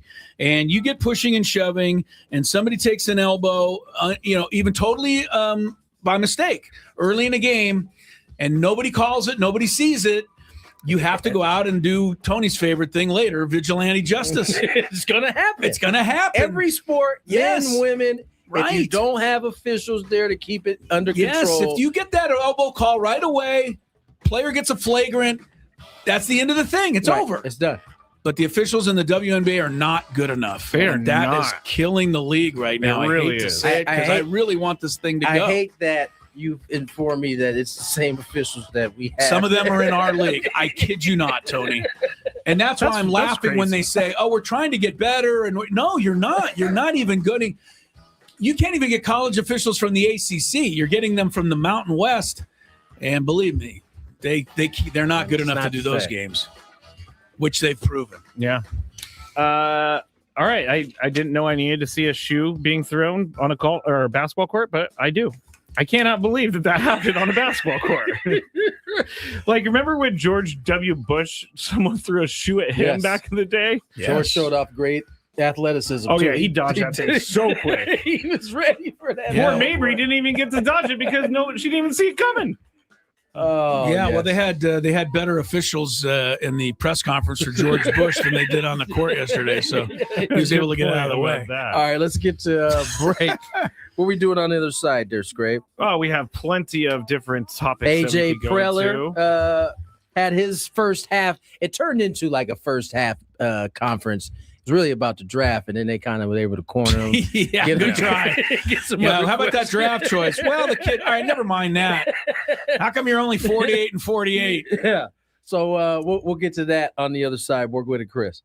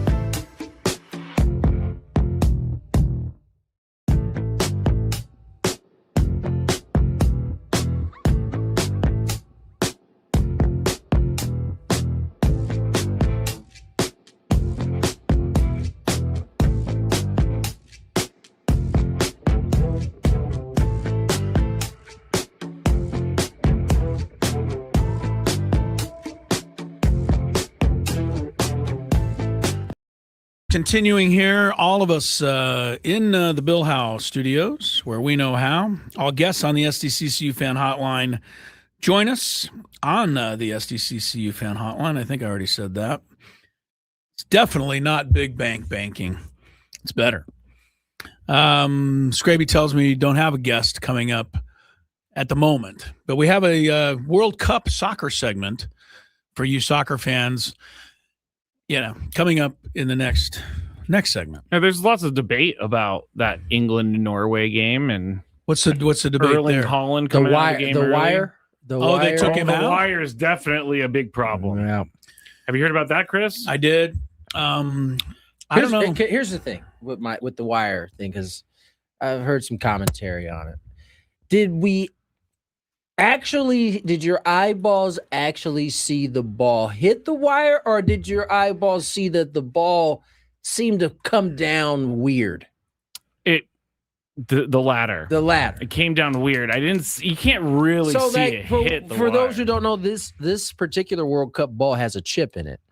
And I don't know if you guys remember, one of the early games, VAR was able to determine that it caught a follicle of hair on one of the guys, and it changed how the call was made because the ball could pick it up. According to FIFA, and the problem with FIFA is that nobody really trusts FIFA at this point. They say that the chip indicates there was no disruption in terms of it hitting anything. And so that's what they're going off. I think the problem is that no one really believes FIFA. No. Nobody believes FIFA. And then At all. the other part of the statement that has people wondering is that FIFA later on would go on to say, it really didn't matter whether the ball hit the wire or not, because the winner of the England-Norway game is going to lose to Argentina anyway. We'll make sure of it. They didn't really say that, did they? Could you imagine? I mean, that's basically what people are really thinking. There goes any little bit of credibility they we had don't at care. that point. England, Norway, whoever won was just, we just wanted to get the game over. Make sure Argentina had an opponent. All right. AJ Preller did the draft over the weekend. The Major League Baseball draft. By the way, did I see correctly that Rod Manfred didn't even pronounce the first draft choice's name correctly? Butchered it in the same way his predecessor, I guess, is one of his predecessors. no, was Roger. His colleagues? Yes, colleague. Hold on. His commissioner colleague. Hold on. Same way Who as- was the first draft choice? Tua Tagovailoa? Might as well have been. Yeah, right. Might as well. What was the problem? Oh, here it is. Tua Tagovailoa. Do we have Rob saying? Do we have Rob Manfred? No, I should have grabbed this. This is a me thing. Come Hold on one second. producer, this is low hanging fruit. Yes, it is. Yes, it is. Well, I have you just play. send me the cleanup. You can play. You can just play him talking to Corey Seager, and we'll get an idea of how he sounded. Or you could play the clip of them actually cleaning up the draft that's what I was in thinking the of. background, Which, by the way, while it's happening. we'll get to that later, but here is the actual clip. With the first pick of the 2026 MLB draft, the Chicago White Sox select Rock Chalewski, a shortstop from UCLA. Was that Rock Blue Chulewski? Oh, hey, I thought like I'd throw that. a little extra I like promo that. in there. That is good, dude. Blue Chewski. Blue Chulewski. I like it. Yeah. Do we have the real So that's not the way his pronunciation name is pronounced. of his name? I Can we take find that somewhere? Yeah, it's not that. Yes. Because I didn't hear this live, but man, he was getting roasted online. Yeah. It was coming up on the phone all during the game. I mean, the baseball draft is never going to make it, in competition with the other two It's because Chalowski. Chalowski. So he was Chalewski. Can we get Chalewski? Yeah. By the way, this is the only time this young man is ever going to have his name called Right. as the number one pick in the draft. Yeah, and the And it commissioner forever will be that. commissioner had one thing to do. Yeah. Yeah. Chalewski. Padres went high school heavy, and MLB draft, One more time. the Chicago White Sox select Rock Chalewski. Tua Tagovailoa. Well, give me I got to hear my guy now. Rick Ross. There we go. Tagovailoa. Yeah, get him to do the pronunciations next year. I mean, I get Rob Manfred's a busy man, but doesn't someone put No, some somebody's in? got to help him. You Yeah, come on. You can't have been begging all of us to watch the draft. Right, that's what I mean. Yeah, you want people to start tuning in. First of all, I just think having the draft happen while Major League Baseball games are actually happening. Yeah, is that It's the same thing for the futures game to me. Like, why are you trying to display your most young best prospects in all of baseball? Wait a second. The futures game was yesterday. During the Padre game. During the Padre game. Yes. They were What the playing. hell are they doing? Not like on a Wednesday when they have nothing going on. They've been doing it like this since it started, and it has never made sense. Like, why wouldn't you want to, first of all, highlight just your All-Star game, and then let that momentum roll into the young guys playing on a day? Well, you know why, Tony? Because Wednesday is really a crowded day on the sports calendar. We wouldn't want to do it that day. We'll be sharing with so many other things. Are they keeping it open for the ESPYs? Like, I don't understand. Like, it just doesn't make any sense to me. That is absolutely. So so you got the draft. That's you're like shooting yourself right in the foot. You're butchering the first guy's name, and then we'll play it for you later. I mean, can you imagine NFL draft going on there in the middle of second round, and you hear beep? Now let me pull that up now. Get out of here! No wait. They were backing up and taking the sit down. They were taking. Just wait, Chris. We're gonna play it. Just wait, because Tony is being, being kind. This actually reminds me of a time when I worked with a guy named Judson Richards, and he ended up having to do a Super Bowl radio row thing up in San Francisco for Super Bowl 50. And since he was the only guy there was a guy who just decided to vacuum right in front of Judson while he was doing the show. Judson's like on the air. Hey, I'm the only one here. Can you go down there, please? He's just vacuuming. Anyway, Chris, here is how they sounded wrapping up the draft. Big selection to go from this school. This is why I'm in baseball, because the atmosphere around Woodstock, Georgia is baseball 24/7. It's Just minutes dropping away from these things. cops. Everybody plays, and they play year-round. Nick Markakis started this arms race. They are just shutting it down. They really are. It's like he said, I'm not paying for another night. I get it. It's the end of the draft, but come on. So what? You can't wait. You can't go to a place that allows you to just finish up, and then you can take everything down. Yeah. Like, why what? would I tune into that right there? You shouldn't. And these are the people that are going to save the sport in the negotiations in December, huh? Yeah, we're in deep trouble, guys. We are in so much trouble. Should we play the AJ Preller clip now? You know what? We were going to have AJ talking about his impressions of the first half, but we can get that in a minute. I really got to go a little further on the mess that is baseball because, right now, from what I can tell, Dick Monfort is the one that the other owners have decided to put their fate in. And I don't know why you would choose the, worst / cheapest owner to go do something like if this was the NBA negotiating and you had Mark Cuban, you'd feel like it'd get done in about 10 minutes. Somebody'd be smart. He'd listen to the other side. He'd go home. He'd figure something out. He'd present it. He'd be confident. But this is the problem. The players can make, I think the players will make perfect sense and they will be able to present their case. And I'm so worried about these people on the other side. I think they're going to screw our game up. Like we're all going to be sitting here watching it go away and we're going to be powerless to stop it. I got faith. I have faith I hope you're right. in wiser minds in terms of the money that they would be just burning. If you can't figure out a way to split up billions of dollars, then it's hard to feel sorry for you. Yeah. Well, we'll just keep our fingers crossed and try to enjoy the rest of the season. But these are the people. Let's play the futures game during Sunday afternoon baseball. Now, come on. Is there? No, there's no reason. I was going to say, is there any minor league all-star festivities type of thing? Let me tell you what happens. They miss their games that are on Sunday. Like the minor leagues are playing. Oh. And so they'll get on a plane Saturday before that. Because remember, they got to fly in. So they'll be out of the lineup. They'll miss their game. Whereas if they played it on Wednesday, they wouldn't have to miss any games. Yeah. Everybody's going to be there. Yeah. We'll probably get a few more eyeballs on it because there's nothing happening. Yeah. It makes no sense. I really didn't even know it happened. Exactly. Had no idea. You didn't get to know that, Leo DeVries had a pretty good futures game. Of course he did. I don't care about that. I was actually anything cheering for. I was like hoping he would strike out. Anything I mean, if to it make makes you feel better. tougher for the He ain't in the Padres. big leagues yet. That's true. He's still in AAA. Yes, we are still getting Mason Miller for free at this point. So Well, Mason Miller's going to be understand that traded here very soon, and then we're going to have nothing He from is the not Mason gonna Miller be trade. traded. You know what we're going to have from the Mason Miller trade? JP Sears, baby. That's who we're going to have. We're going to flip Leo DeVries for JP Sears. We're not going to have JP Sears because we're going to cut him and make Mason Miller a starter. Oh, According to yeah, you. that's right. Yeah, I'm in. I forgot about that part. I'm in. All right. In the next segment, we will hear from AJ, get some of his thoughts on the first half. He was trying just to talk about his draft choices, but the media would have none of that. So we'll get to hear from AJ, and we'll get our World Cup update the day before the semifinals get underway. So stick around, and it's probably Tony's turn. No, it's yours. Okay. Ben and Wood.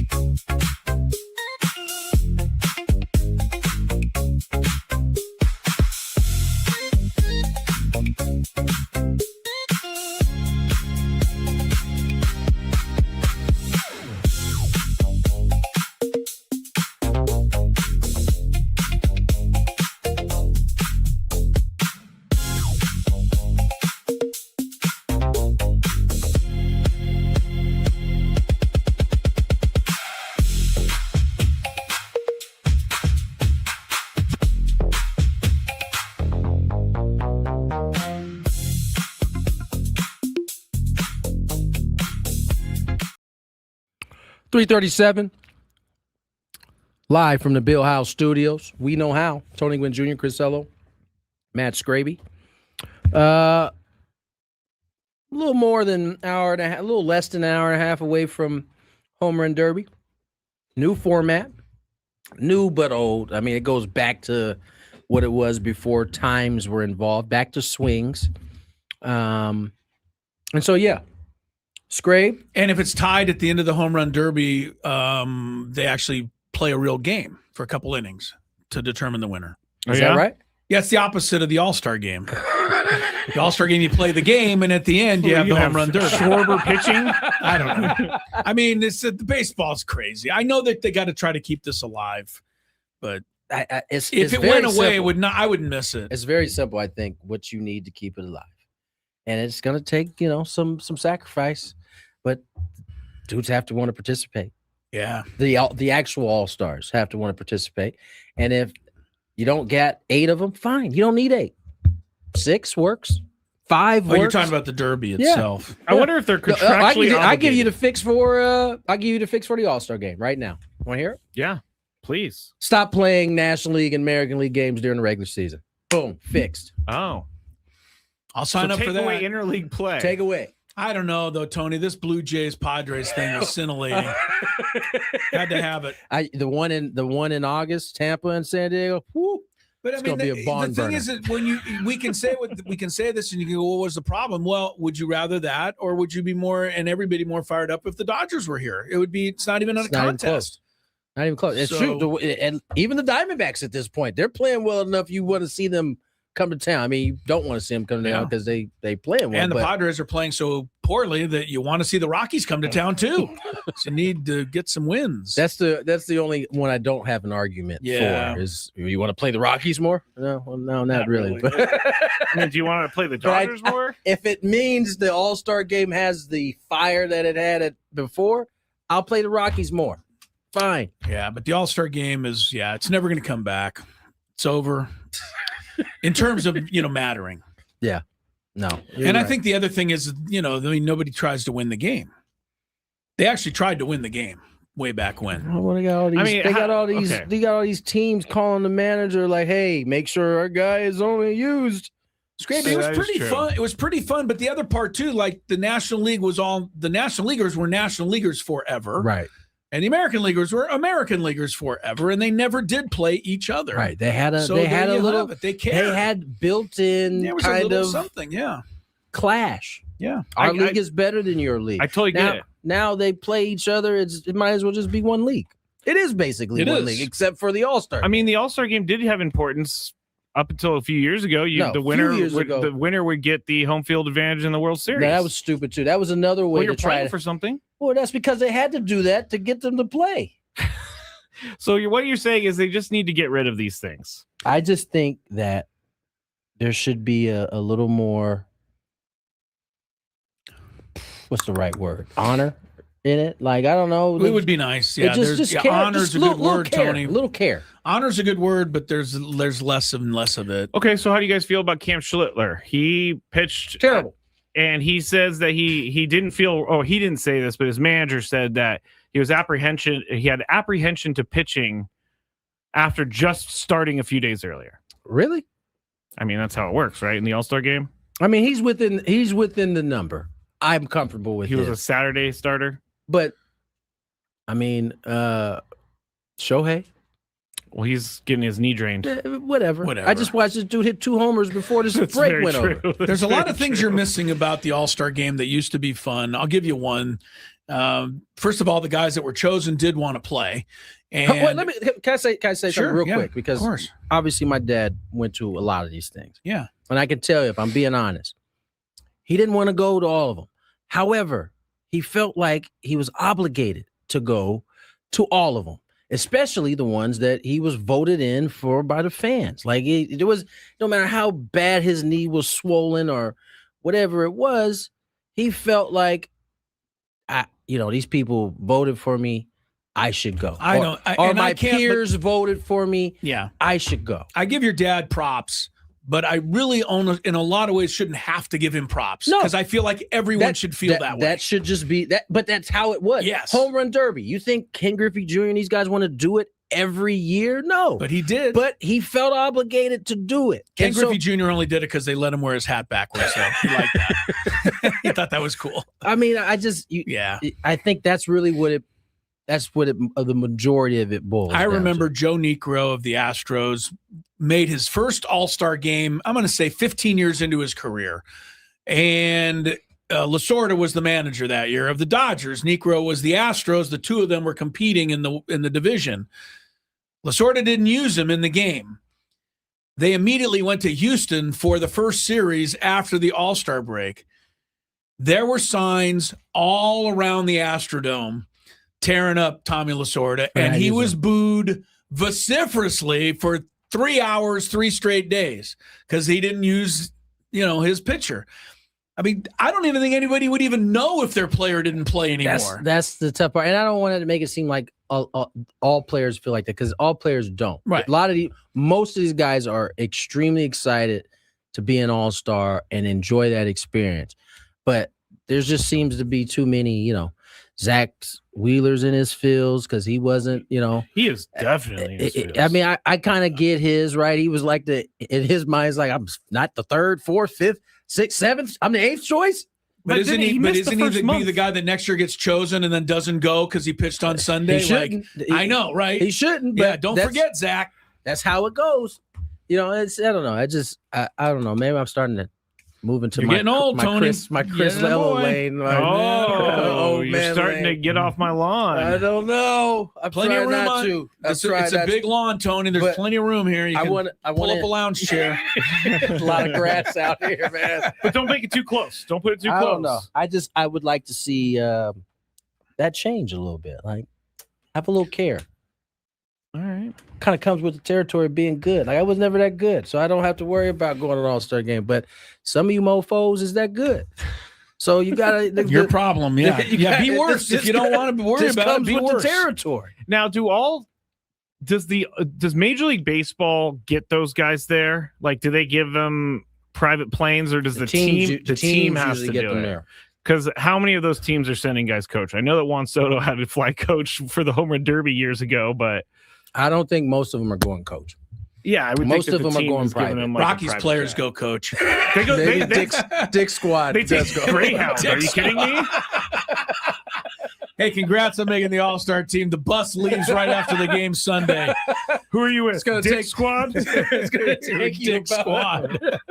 It's going to be about a 3-day drive, so we got to get you out there. I was going to say we need to have Bud Block again on the show, but he would never be able to tell us all the real stuff. Nah, Bud's a vault. He would, but he wouldn't be a vault if we could just sit around and have a beer with him one day. No. We'd get all of it. It wouldn't be for air. Sure. Right. We'd get it all. Yeah, I would be willing to forego the air conversation to just get a fly on the wall. Let's just sit around and hear the Searson Monfort talk. All right, let's go to World Cup now. Is that what you? Is that? What, AJ Preller. Yeah, we're going to do AJ Preller. He was asked. He tried to do a draft press conference. No, it wasn't working. More pressing questions. Yeah, everybody wants to know about the trade deadline. The draft is such not a good deflector because, it's like these guys ain't gonna be up here for another 3-4 years, so no one's actually gonna really be interested. Yeah, I saw someone from another team breaking down one of their picks, and they're like, "This is the future of the team." I'm like, "How do you know this? The guy's 18. He's not going to." They want that to be the case. Yes, it's a very hopeful thing. So yeah, AJ Preller tried to talk about his draft selections. They didn't let him, and then he was asked about his first half big league evaluation. It's been. I think we're getting to the deadline right about 500, and it feels like it's been that type of half. Where there's been some good, there's been some things that we've got to improve on. We're in position where we could potentially get to October, but we're going to have to get better and we're going to have to improve. And I think, a lot of conversations over the last few days and weeks with our group and our staff and our players are the first ones to talk about, we've got to adjust some things. We've got to play better here in the second half. And, we've been in this spot a couple of times here in the last few years. And then we've been able to play really well in August and September. And I think from our side, but each year is different. So I think, it's kind of like, we get through tomorrow, the folks will be on the draft through tomorrow. And then all the attention turns to our big league team and more so the trade deadline. And we'll be evaluating every day with a group that we hope and we think should play well here in the second half. He's he's the master. Yeah, I was just about to say another master class. All right, and how to answer a question, but I don't really think he actually has the answer right now. No, like usually AJ probably you get the feeling he's answering it, but he already knows something. I don't think he can possibly know what's best to do with this team because you don't know where you're going to be at the trade deadline. You could conceivably be in the wild card spot, or you, as Tony, you could be 8 games out of it, and it'd be silly to trade. Yeah. The one thing that I think a lot of us kind of hang on to at this point is was it 2024? The years run together a little. Yeah, 2024, the year they lost the first game of the All-Star break in Cleveland. 7-0 was the score. I thought it was worse. And then we rolled. But they were 50-50. So that's right about kind of that was a mirror to that season, right? They were good, they were bad. Were they 50-50 after the first loss of the break? Yes, or they were 50-49 the day of the All-Star game. And they went into the All-Star game that year, Tony, having lost 7 of 8. So everybody was, I'm sure, furious and ready to give up. And then they came out of the All-Star game and got whipped again. I mean, whooped. Right. So they're 50-50. They finished 93-69, which means they went 43-19 the rest of the way. Now, I think we're hanging on to that, and that was the year they ended up losing to the Dodgers in the after they beat Atlanta. They end up losing to the Dodgers in the 5th game, which they seemed like they were going to win that series. Yeah, they gave that series away. All right, so that's how that season. So I think we can look at that and go, God, I hope that can happen this season.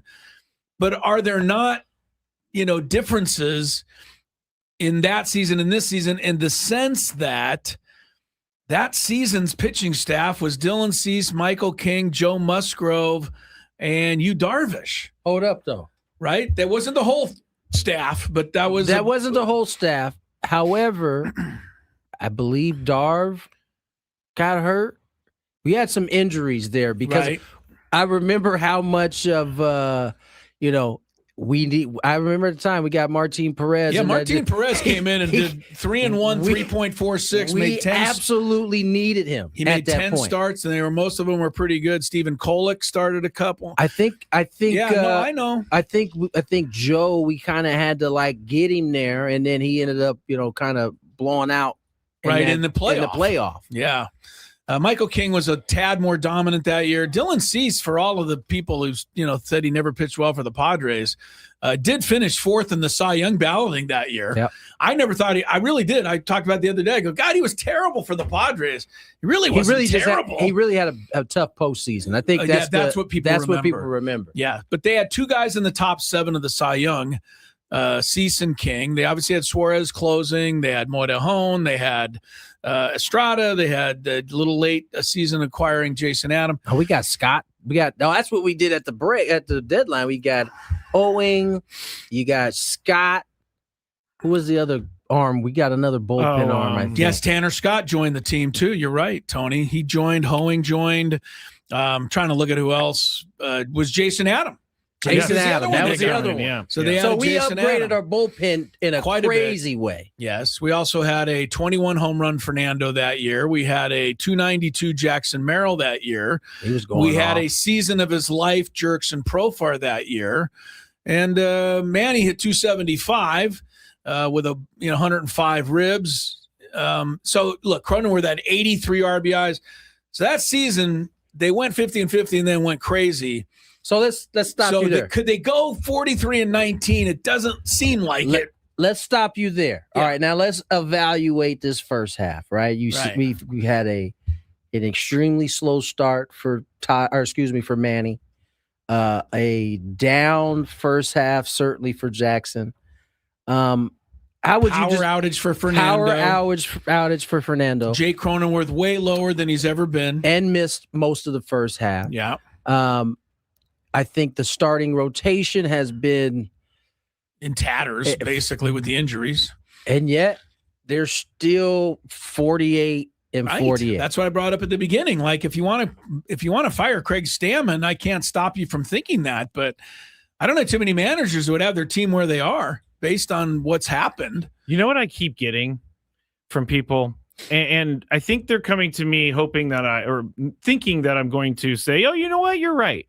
Albert Pujols is not, I don't think he would have a better record than Craig Stammen. I don't think so. I don't know that, but I don't think so. But a lot of people think that the Padres made a huge mistake by not bringing in Albert Pujols as manager. Last time I checked, well, he it's still fun to wasn't say. manager. It's also fun to say because we don't know. So Exactly. stop it. Literally, he's not. But the I get this manager. all the time. Like they made the worst he'd be way decision. better. Albert Yeah, Pujols. Is that because is that just because he's Albert Pujols? Yes. Yeah, he has no experience. The last I checked. That's what I bring that. But he's a Hall of Famer. And so I asked, is that his experience? And they said, yeah.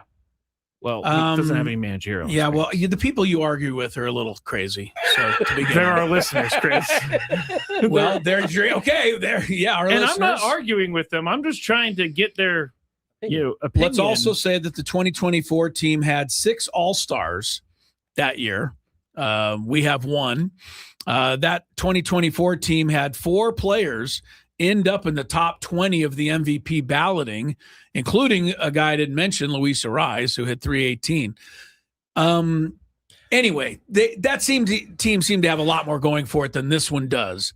But we also don't need to go 43-19. I would say we tell can. you what, I wouldn't mind it though. Well, I enjoyed that 43-19. For But sure. what I didn't enjoy was the heartache leaving Dodger Stadium.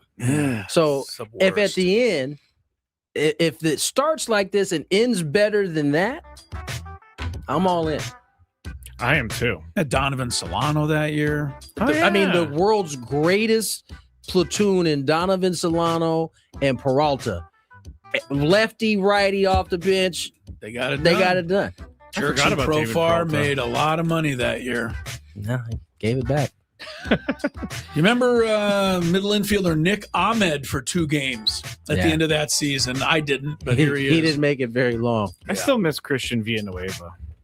Oh, goodness. I just remember because I was there the day that he hit 3 home runs. Let's go to break right now. We will get to this World Cup report. I promise everyone. Oh, I thought it was I thought somebody called in. What do you mean? No. Oh, you mean for the that? World Cup report? No, it's just in the can. No. Yeah. I'll explain. Okay. So Chris vs. Fans next, 833-288-0973. That was an exciting play all the way around, man. He ripped that thing into the gap, and a great effort. Almost hauled it in on the dive, and would have been a beautiful play to save extra bases. Catcher challenge. We'll take another look. And that just scraped the zone. The call is overturned. So they've still got both their challenges. Man on second, 2 down. And a swing and a miss. Well, you got the hitter already chasing that nasty slider. If you're on the mound, you just want to expand this. And he got him. Strike 3, and that'll retire the side. In the air out to center. Lays out, but he can't squeeze it. So now back to the top of the order. Those plays are challenging for outfielders because of the chase to the ball. You know you have to do everything perfect just to track it down. Sometimes even that's not enough to make the catch. Tatis in the box here lets that one go for a ball.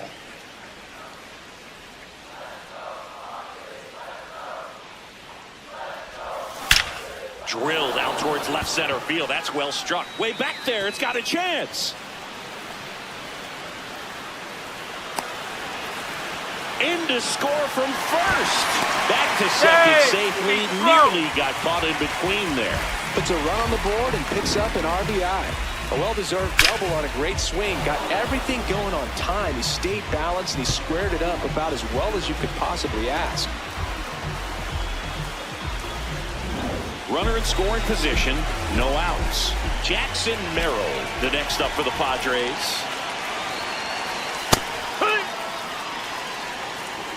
Tatis leads off second with nobody out.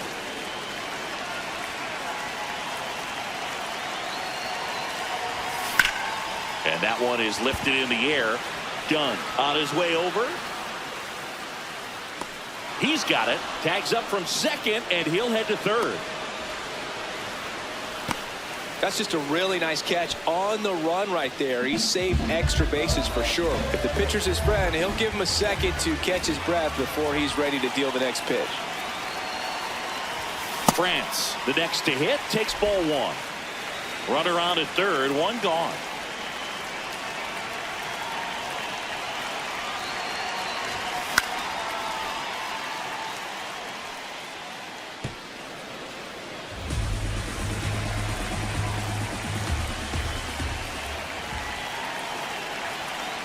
The 1-1. In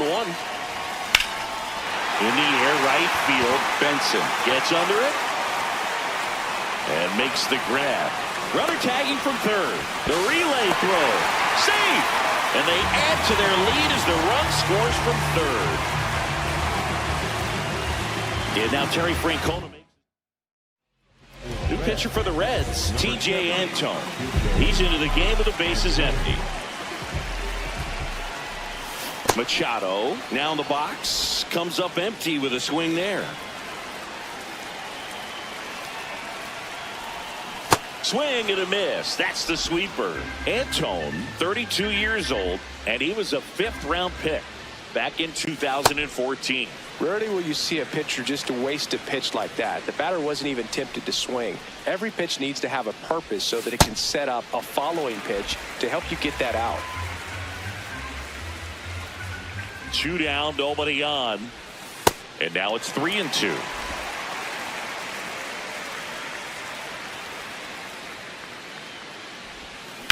Out to center. And that's the 3rd out. So they get a couple of runs on 2 hits, no errors, and no one left on. We head on down to the top of the 3rd. It's the Padres 6 and the Reds nothing. That was an exciting play all the way around, man. He ripped that thing into the gap, and a great effort, almost hauled it in on the dive, and would have been a beautiful play to save extra bases. Catcher challenge. We'll take another look. And that just scraped the zone. The ball is overturned. So they've still got both their challenges. Man on second, 2 down. And a swing and a miss.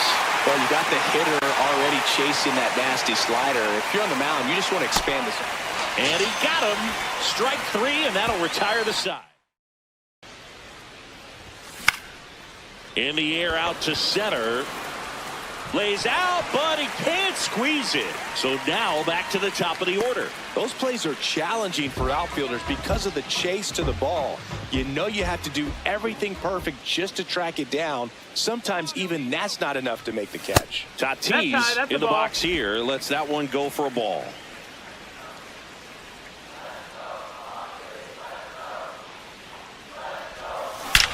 Drilled out towards left center field. That's well struck. Way back there. It's got a chance. In to score from first. Back to second safely. Nearly got caught in between there. Puts a run on the board and picks up an RBI. A well-deserved double on a great swing. Got everything going on time. He stayed balanced and he squared it up about as well as you could possibly ask. Runner in scoring position, no outs. Jackson Merrill, the next up for the Padres.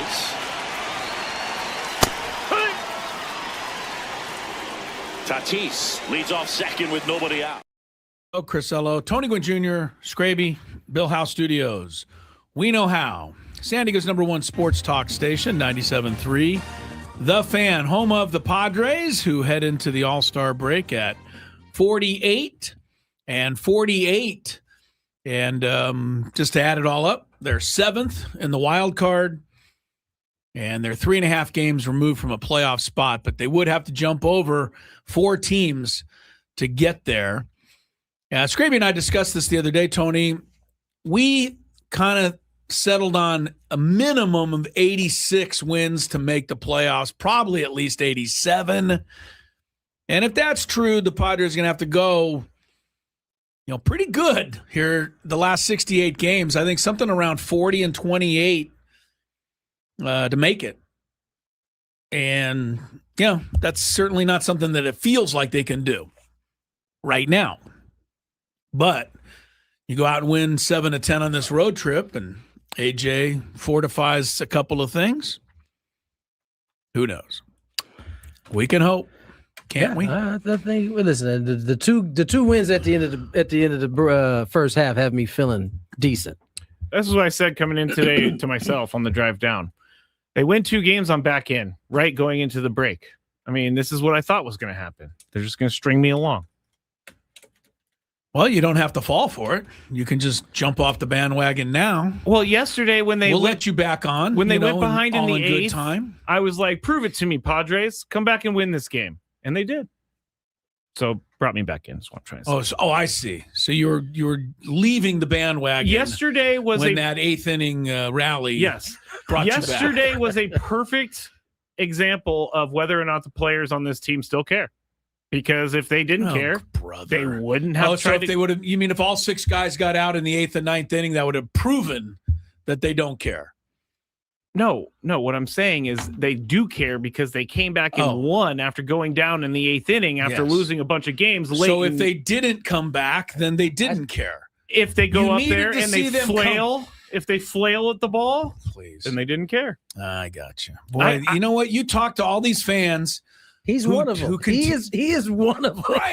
Thank you. You talk to all these fans out there who constantly say really one of the dumbest things you can say as a fan, which is the team I'm rooting for, they don't care. I'm honestly but you're saying the same thing. I don't think Chris is understanding me. It sounds like he is understanding. No, what I was saying is like yesterday when they went down in the top of the 8th, people say this team doesn't care. I personally don't believe that. We had this whole talk with Jake Cronenworth on Friday. You also said that they care because you saw them come back. They came back. So Chris's kind of retort to that is if they didn't come back. If all 6 guys had struck out, could we have just assumed they didn't care? The quality of at-bats would have helped. Like if the quality of at-bats were there and they still lost, then fine. But if they went up there and they flailed at the ball, like they usually, I got it. It's the quality of the at-bat that determines the quality effort at-bat. if they care. Effort. Got it. 833-288-0973. Now Clay thinks I gave up on the team. I never gave up on the team. Well, because they came back in the 8th, and so they care. Yes, they care. Yeah, they care. They do. You know, can we just put that on the hat Friday night instead of the SD? I care. I don't know why you're giving me. You asked Jake Cronenworth a question about this on Yes, Friday. I did, and I asked it only because there's people who are out there who truly believe that these guys just get paid and go home and don't care, and I just can't believe that you really think that. I know you can get frustrated after a game or say it, but to really think it is pretty ludicrous. You know, and so I just wanted to ask Jake, like, what his thoughts are when he hears that, because he's got to hear it from some people. So I brought this whole thing up so that I could say to the fans that don't think they care, this team does care. Oh, if you would have said it I don't know why you guys missed this. I don't know how I missed that. You're right. Yeah, I did miss that too. I missed that. Yeah, that because you know how you missed it? He didn't say that. Oh, I did say that. I did say that. That's why you missed it. I did say that. 833-288-0973. We have prizes. Let's play some trivia. This sounds like a fun day to do it. I woke up on the wrong side of the bed today. At least you didn't leave your phone at home. So there's That's a good point. Yeah. If you had one shot, one opportunity to take down the human almanac himself, howdy do. Now is your time. Listen to me, this guy is dangerous. Now is your opportunity to win a prize. Well, I hope you know what you're in for. Chris versus the fans starts now on 97.3 The Fan. All right. I may have a new way we're going to do questions. In the past, like maybe 2 months, I've been learning how to code and stuff. And I'm having AI help me, but I have possibly coded myself a Chris versus the fans wait. generator. Time out. Possibly? Like, what is that? It's still in the testing phases. Okay. I can't. I'm trying to learn how to like. Have you ran into a wall here? I ran into the wall because I'm trying to get it to give me a new question. When I click a button that says move on to the next question, basically and it won't give you a new question. It just keeps going back to the same question over and over again. So there's some coding issues that you messed up somewhere in there. Google Gemini AI has helped me attach it to a MLB API so it can pull stats and things. Is it possible that Alexa will be asking the questions soon? No, I have not coded that, nor will I, because I am the one who asked the questions. Yes. Sure.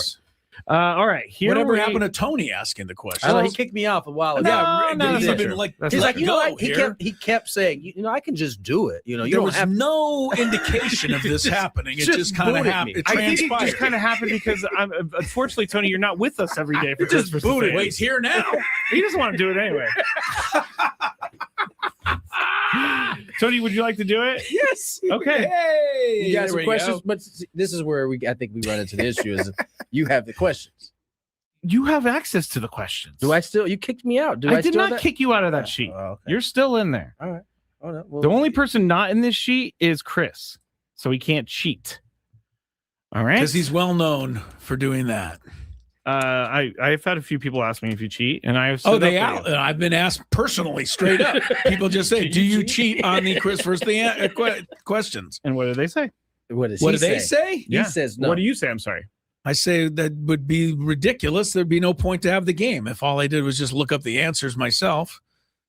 Be kind of stupid. All right. We need to read the rules. You have to make it through 3 questions. Each question will get more difficult. If you get the question right, you move on. If you get it wrong and Chris gets it right, you're eliminated. But if Chris gets it wrong, then you move on to the next question or you win. If you're a first-time player, let us know before you get into it, and you'll get that question for free today. You will be the qualification for the grand prize is a 2-night stay at Fontainebleau, Las Vegas, and a $150 food and beverage credit. Oasis Pool Deck at Fontainebleau, Las Vegas has officially opened for the season, offering a 6-acre elevated pool experience with 6 distinct pools and live beach. Enter to win a 2-night stay at Fontainebleau, Las Vegas, and a $150 food and beverage credit. To book your stay, visit FontainebleauLasVegas.com now. All right. Tony, do you know what a live beach is? LIV. No, we don't either. Well, I looked it up. It's a day club. It has nothing to do with live golf. Thankfully for them. Oh yeah, no, it's just a day club, swimming pool. You guys, swimming pool area that everybody can go into. I think Don raved about this live pool. Don Orsillo? Yeah, raved about a Vegas pool.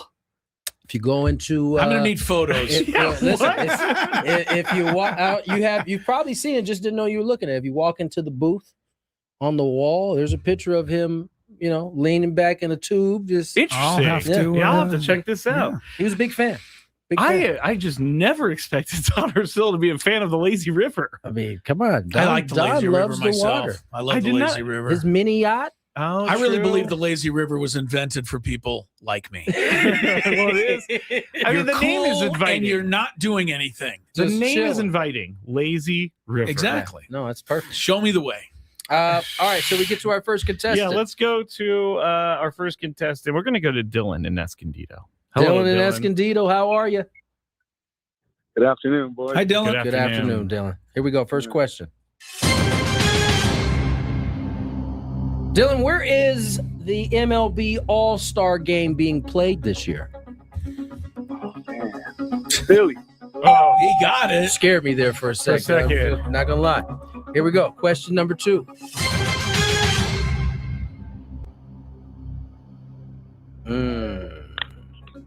Manny Machado went into the All-Star break on a high note yesterday with a 3-hit game. Before yesterday, his batting average hadn't been above 200 since what month?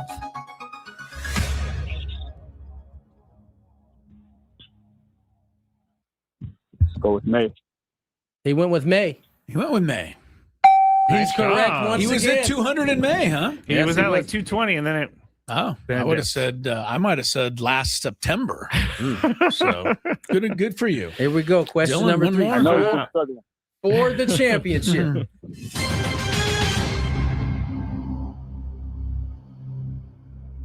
Ooh, who is the only Padre to homer in an All-Star game? Ever? Wow. Gotta be. Go with Caminiti. Oh! Wow! Money! Wow, Dylan. Nice work, my friend. I mean, you went from potentially the worst answer in the history of the game by missing the All-Star question to having one of the best performances. Nice work, Dylan. Great job, Dylan. Hang on the line. Wow, that was Skraby, good. get your That's a hell of a information. piece of That trivia was. right there. That That Cam was. and Indy's the only one ever to homer. Guess what came up with that? My Your coded AI. coded thing. AI. Ha-ha. Did it just spit out the same I question? said, try give me after a that? question about Padres at the All-Star game, and it spit that question out. Went and looked it up. True. AI coming through for your boy. By the way, as we get ready to go to break, they have the last All-Star game that was in Philadelphia in 1996, and there's 10 players in this home run derby. All of them dudes. All of them dudes that you want to see in a home run derby. Do I need to go through the names? Barry, Jay Buhner. I saw Juan Gonzalez in that bad boy. Did I see Mark McGuire in that? I saw Mark. There was an A's guy standing, so I'm assuming. Was Mark he on the A's in McGuire. 96? He Or was. was he on the Cardinals at that point? And this is like American League versus National. They got a little different format going, but it's goes to show you get the big dogs in there. People will tune in. They're also doing it in the middle of the day in Philadelphia. In the middle of the summer. By the way, no shell, no nothing. They got is naked. That's right. out If the there. catcher doesn't catch the ball, it goes all the way to the backstop. They don't have advertising on everything either. No. Jeff Bagwell also in this home run derby. I cannot believe they played baseball on AstroTurf like this. This field Let me looks tell ridiculous. you, in July, that turf is at least 115. I can't even imagine. All right, let's get to break. On the other side, is it about time we get to your World Cup? Yes, we need to. Let's get to our World Cup Oh, wait, conversation. hold Dylan, hang on the line. Mr. Good job, Skraby's coming Dylan. for you. Nice work. More Gwynn and Chris. Clear your schedule.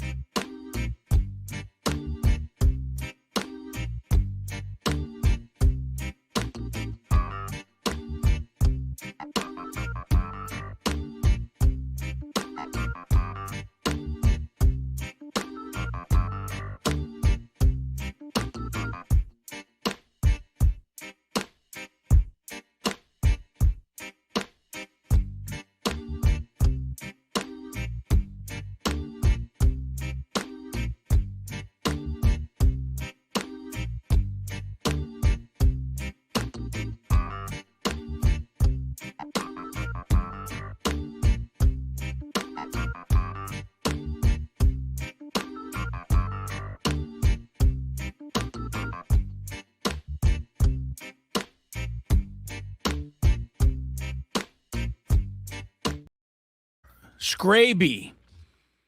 And it is the Bill Howe Studios. We Know How. All guests join us on the SDCCU fan hotline. It's not big bank banking. It's better. All right. We got our new feature, at least for this week, with the World Cup coming right down to the end here. We got the semifinals coming up starting tomorrow. It'll be at noon.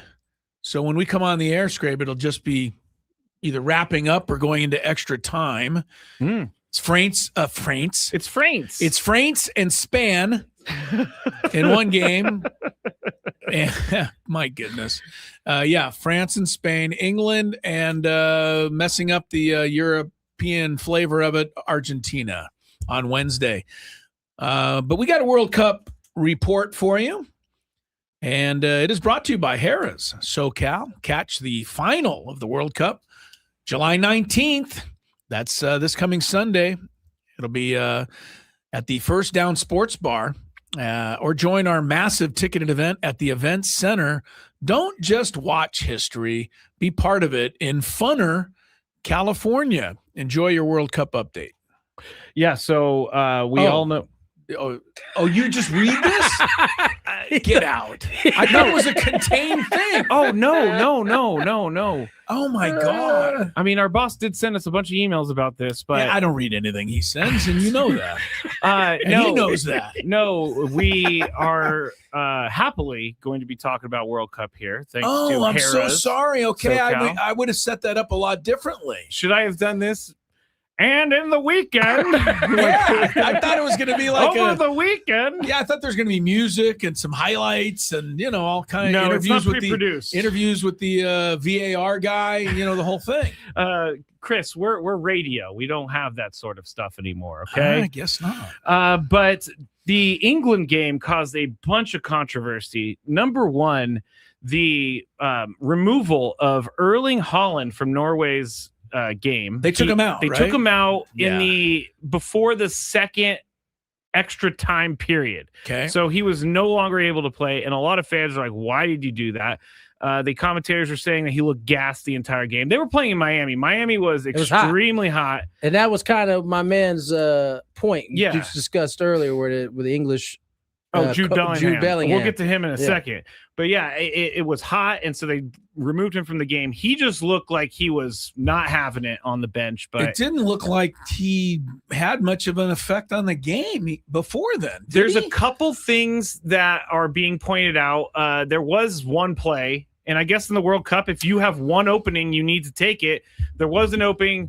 His teammate just kind of dribbled into a circle and got stolen. Dude. And he just kind of stood there like, what is going on? When they showed it from the side angle, it looked absurd. It did. He was wide open. And my man was like, almost looked at him and was like, nah.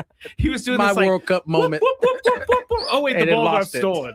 And you got it. You have to get him the ball at least like twice. He's literally your best player. You're going to get 2 goals if you do that. But I never saw him even really have the ball. He didn't really have much of an impact on the game, and but it is kind of interesting. That's still quite a. I mean, I don't know. I think the coach deserves some, at least to be questioned. You can't take him out. That's my point. At that point, even if he's gassed. Even if he's gassed, he still draws attention, right? He can still kick the ball somebody to else the goal. might get open. I don't know. I mean, they were down really 2 minutes into the extra time. Yeah, is that the way I'm reading it? No, Jude Bellingham did score really early in the extra time. But they had time to come back. Yeah, I don't know. I don't see why I didn't know they took him out. So we already talked about the ball hitting the wire. A lot of people think that the equalizer Jude Bellingham scored should not have counted because the ball hit the wire, came down. Once the ball hits the wire, the ball is dead. It's a free kick right there. Jude Bellingham and England took it all the way down the field, off of the wire, they say, and he scored. So that's a major controversy in the whole thing. And we still don't know really if it ever hit it or not. We don't. We don't have anything concrete.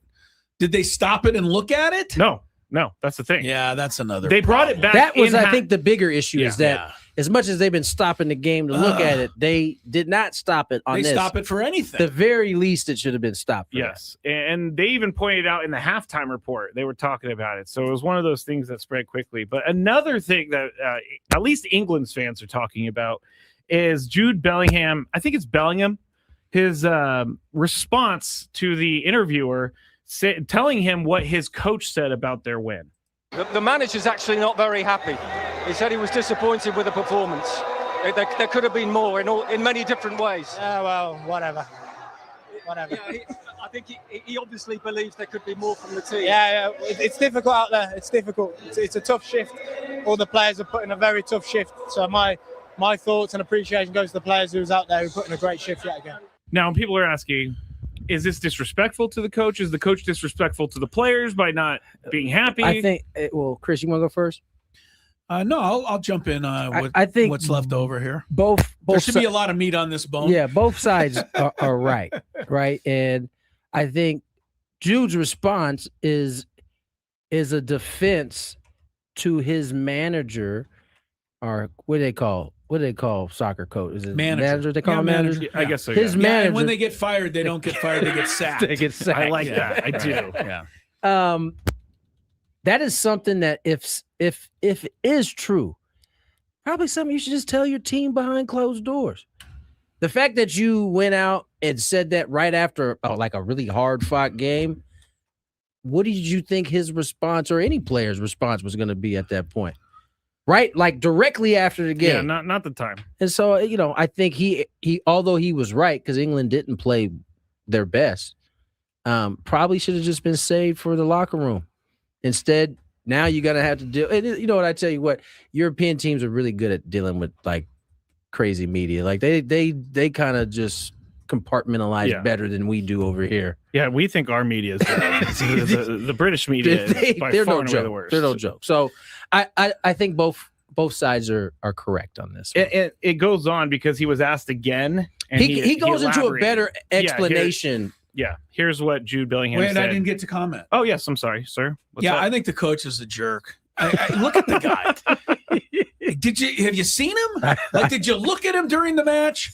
No. He's kind of psycho. Yeah, no, he is. He looks like somebody I would not want to encounter after 10 p.m. out on the street somewhere. He looks dangerous. He does look slightly dangerous. Right? He does. And I just the guy, I don't get this, and somebody could explain it better to me. It's kind of weird to me that, like, because I'm reading his bio, I wouldn't have known this otherwise. But he played in the German league. He's coached in the German league, and he's a German coach, soccer guy. But he's England's team coach. Like, why wouldn't you get an England guy to be your England's coach? If I'm not mistaken, he was the head coach. He did Chelsea. But they sacked him, though. They sacked him, and he went back to Bayern Munich, which is back to Germany. Now anyway, it seems a weird choice in that regard. So what I got from Bellingham's answer was, you know what, we don't listen to him anyway. So that was fine. I kind of liked it. The guy never looked happy the whole match. When they took the lead, he started growling at something. What coach really does look happy throughout a game? Yeah, Tom Thibodeau looks angry no matter what's happening. Tibbs is a special group. Yeah, he's another guy. Yeah. But Tony's right. I mean, if you're mad with your team, use it for motivation the next game, but don't call them out like that. This isn't the era for calling out. That was a great win for them. Oh, it wasn't as good as winning in altitude in Mexico, but winning in the heat in Miami is not bad. And they came back to boot. You want to play Jude's? Let's get his better elaboration. Yes. Thomas has just been quite critical of the performance after the game.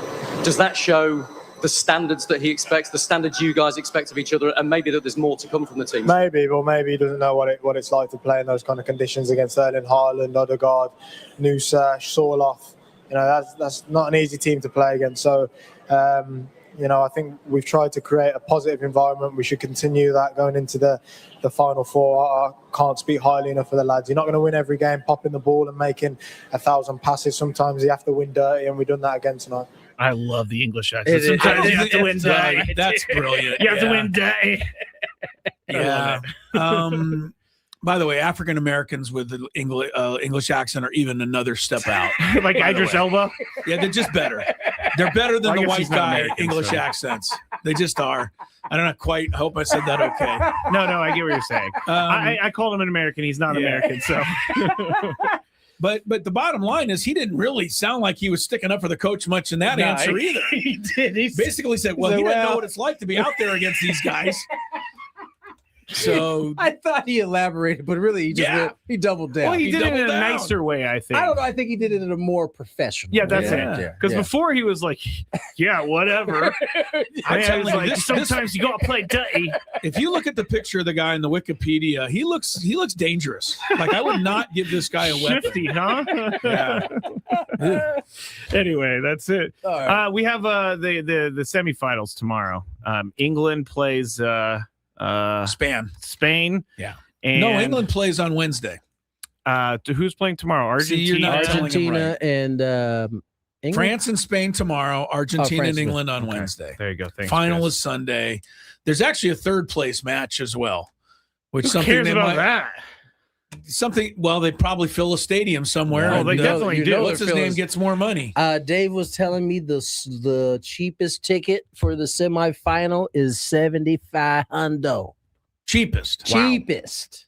And is it in LA? One of them? No. No. I think Atlanta and Dallas, maybe. I'm not sure. I'm pretty sure none of them are in LA. Pretty sure. No. The final is in New York. New York. We are trying to get Caleb Burns Hefner, who does the SDFC podcast. He hosts it, to come on tomorrow to talk. We'll come on probably right after game. Yeah, because the match is first at game noon, is over. so Yeah. that one will be either over or just ending Chris, tomorrow. I just had someone text me, and it's really funny. I said that Idris Elba was an African American gentleman.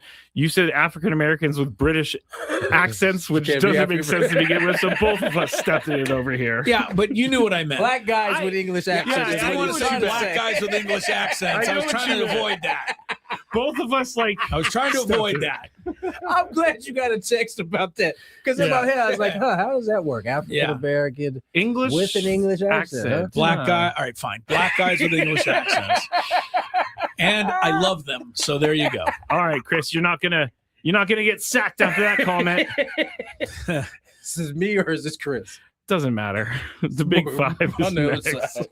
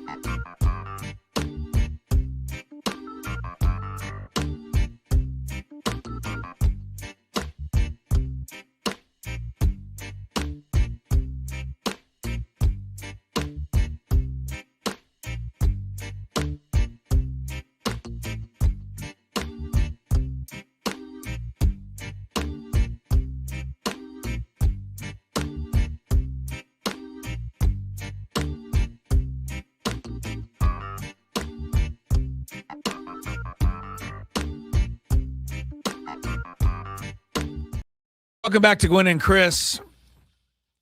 Coming up on the Big Five.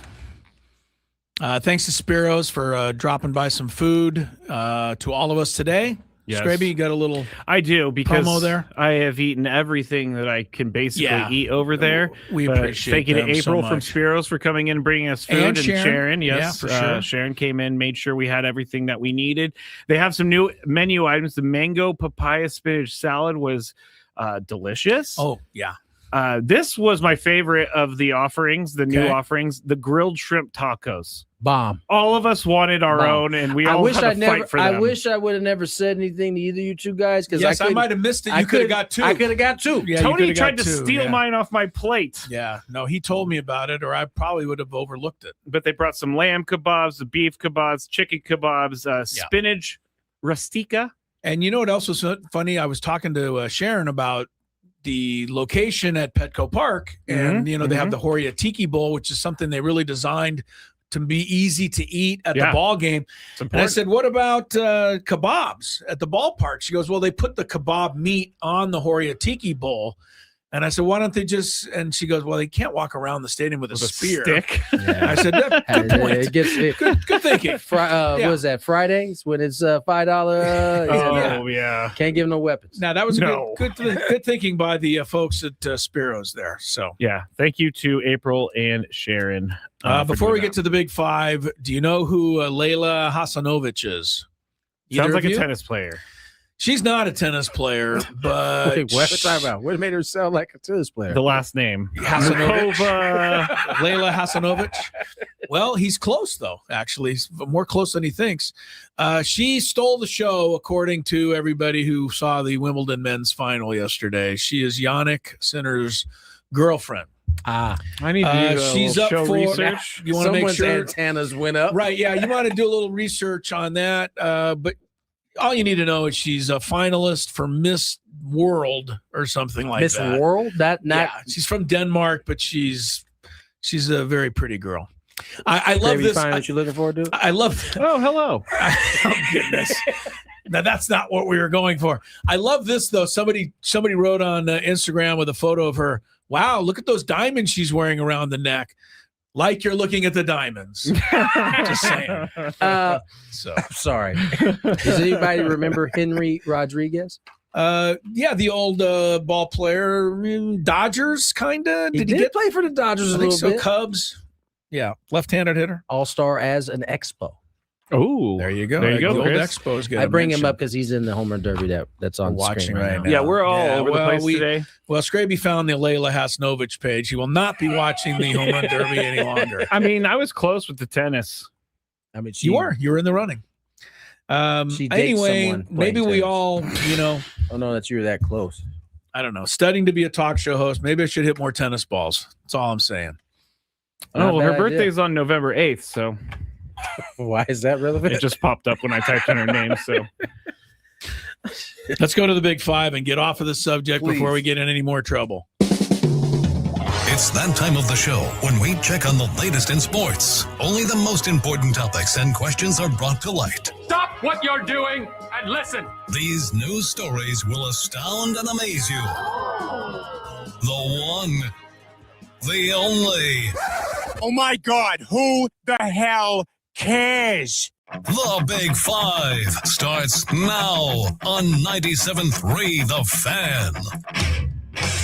All right.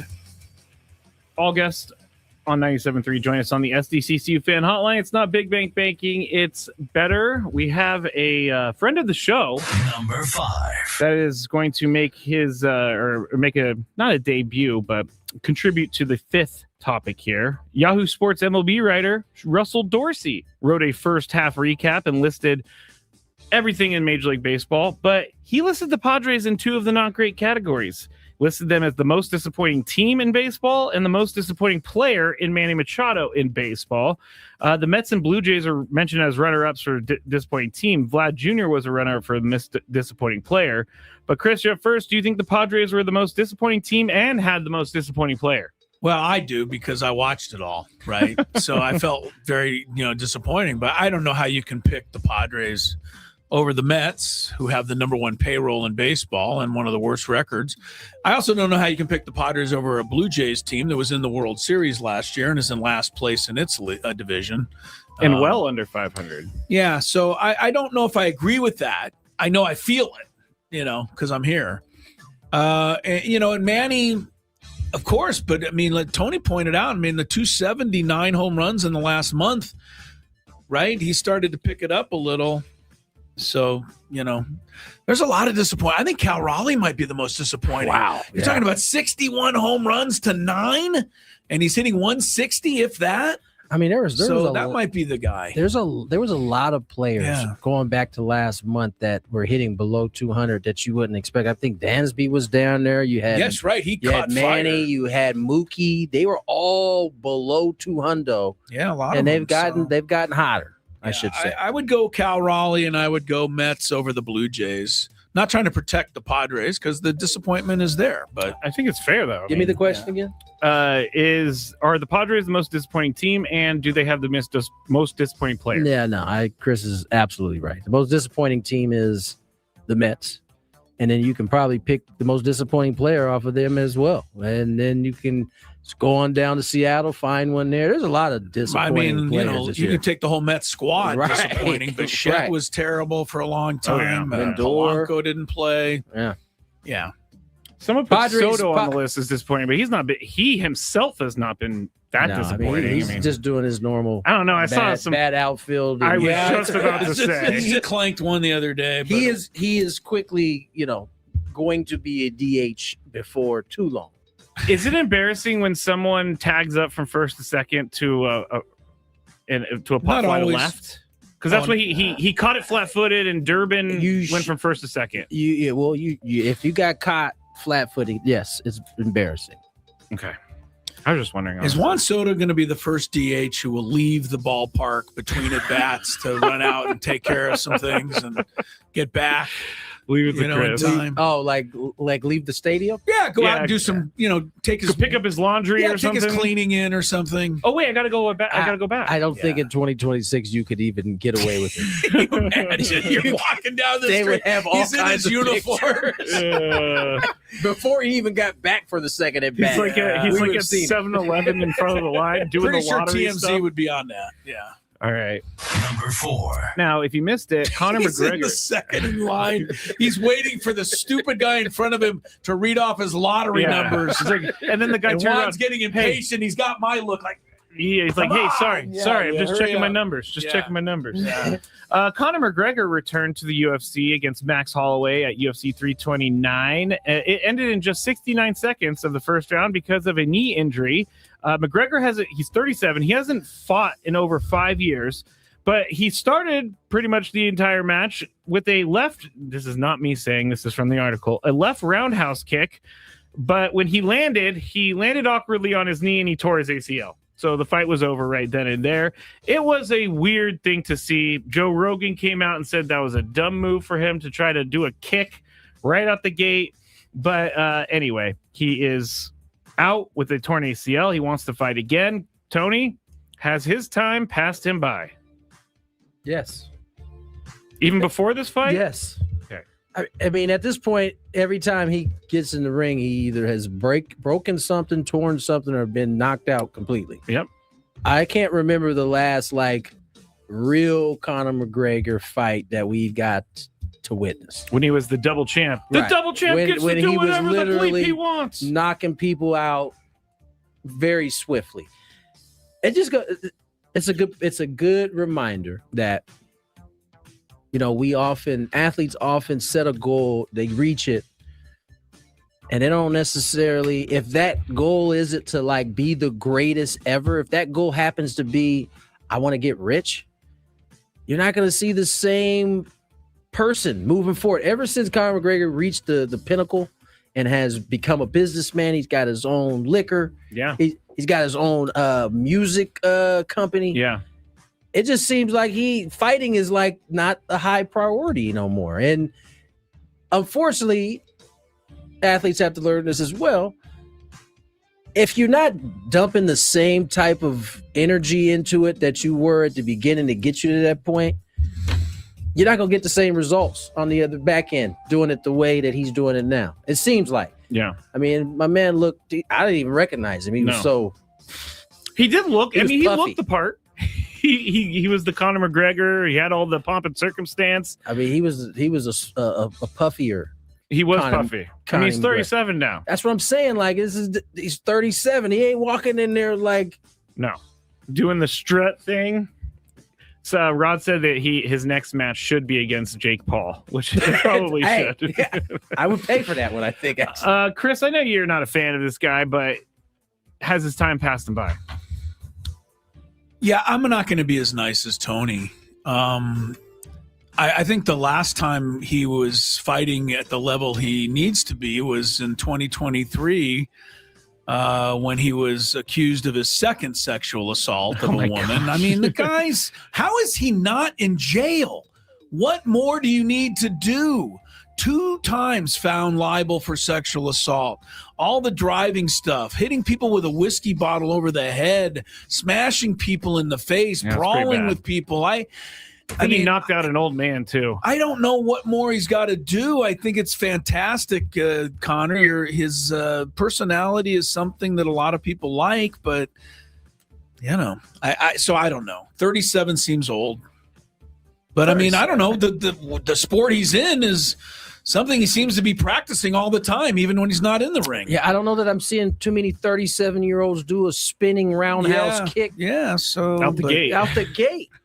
But I And mean, maybe that was just bad luck. He landed wrong and tore his ACL. But why is he still out there? That bothers me. But yeah, Chris brings, that stuff kind of, I slipped my mind in terms of he's been a bad actor for a little bit now. of time. Yeah.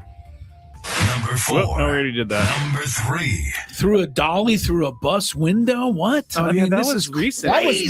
That was like when he was still. Yeah, it was 2018. competing. Oh, Skraby, 2018. so- Yeah. When did he? I feel like he went downhill when he fought Pacquiao. When was that? I don't know. He didn't fight Pacquiao. Yeah, he fought Pacquiao. Or I'm sorry, Mayweather. Yeah, I think that was the beginning that's the beginning of the end. because he hadn't been he didn't become the liquor mogul yet. He hadn't what's his liquor proper 12. Proper 12. He Is it proper punched a 12? guy in Dublin in a pub because the guy wasn't drinking the right brand of whiskey. Sir, that's Whoa. not my brand of whiskey. Well, What am I happening? Yeah, what is going on out here? was he drinking like Jim Beam or something? I don't know, Skrabe. I just know it's enough that maybe we should lock the guy up. Unfortunately, I don't know that you should be swinging on a dude because he's not drinking your liquor. It says an older gentleman, too. Like the guy could barely defend himself. No, I do. I've up seen against an MMA champion. Not to say it wouldn't matter if he's older or young. It's just an Goodness. MMA champ. If I'm thinking of the right incident, it's all caught on video, and you see. Yes, it Conor is. It's McGregor. right here. Yeah. No, anyway, all right, enough. All right, so Derek Jeter on July 15th. By the way, I hope he can't hear the show because he would kick the crap out of me, I'm sure. he can't walk, Chris. He tore his ACL. Right, he can still catch me. I'm slowing down a lot. 2 years ago, July 15th, 2024, Derek Jeter joined Colin Cowherd for the All-Star break, and this is what happened. The Paul Skeens, Pittsburgh, dominant guy, overpowering. You faced, obviously, you were in the Nolan Ryan era. But No. What, I not never even an faced Nolan. inning? Slow down. No, I was way after Nolan. I Way love after. that he is roasting him like this. I'm trying. Yeah, so that was 2 years ago. Now, Derek Jeter By ended up. the way, I'm disappointed in Colin on that one. I mean, Colin just reads what's in front of him. I mean, but Colin So is- somebody else made up that question and he didn't check Someone it? else didn't check. Colin didn't care. I'm sorry though. After it comes out of your mouth, you're like, you were in a no. Maybe no. Wait. Yeah, Where- no, you were. gotta. Oh, wait a You minute. were. No, You were. that's yeah. You can't be go- caught on come that on. if you're a I national like how talk Derek host. Jeter's Especially like- if you're Colin. That dude is supposed to be the Yeah, guy. you gotta know Yeah. what's going on. He goes, no. I love how he handled it. Don't try to put me in that era. Well, It today actually wasn't as far apart, by the way, as Jeter's making it seem. Ryan was out in '93. Jeter started in '95, so it's close, but he wasn't there. I mean, from Either a way. player's perspective, I never saw you throw a ball. Yeah. No, he's don't accurate. mention me. in Yeah, that he's era. accurate. So Derek Jeter joined Colin Cowherd today Oh boy. for the first time in 2 years, apparently. And here's what Derek Jeter had to say to open it. But hold on a minute. Before we get started, I just want to remind you. Well, first of all, you just said smart people make mistakes. Last time I was on this show, you asked me about facing Nolan Ryan. So let's just hope you got your facts straight this time. Whoa. I love Derek. All right. So people kind of had the reaction that I think it's funny. Colin Cowherd's laughing a little bit. I think, no, Chris is up first. Do you think that was rude of Derek Jeter to do on his own show or Colin's show? It might be in a different setting, but with somebody different. Like Jimmy Kimmel, I think you'd cut him some slack. Like you wouldn't come on the Tonight Show 2 years later and go, Jimmy, you hit me with some dumb questions last time. I don't think that'd be fair. Colin Cowherd is more than fair. You're For a sure. national sports sure. guy. You need to be accurate. And if Derek Jeter wants to have a little fun with that, so be it. So that's where I go there. I think it makes a better show. Tony, what do you think? Yeah, no, I think this is fair game because let that shoe have been on the other foot. You think Colin was going to let that roll? No shot. He probably doesn't even remember, to be honest. Well, maybe Well, not. you're the one that says now I don't know for sure, but like he prepares none of his own show. I've talked Do we to know some this, people or- in the past that have worked on his show, and there's Skraby a out here being messy. There's a lot of scripting. There's a lot of scripting that happens. That's Matthew Skraby. For those By the who way, don't my know. wife used to work at one of the other stations a while ago, so nobody's on the air anymore. But it was an afternoon DJ, and we were at the studio, and I came into the studio, and I introduced to the guy, and he's in a commercial break, and I look down, he's got a sheet of paper in front of him, and on the sheet of paper it says, "Hi, my name is so and so. Welcome back to the afternoon show. We are," and I'm like, "No way." This Yeah. guy like writes out every word he says. It's kind of crazy. I couldn't believe it. I mean, I can, when I first started, I would write out a lot of stuff, but it's not a crazy. sustainable way to go. We still have two more. No, we got time. Okay.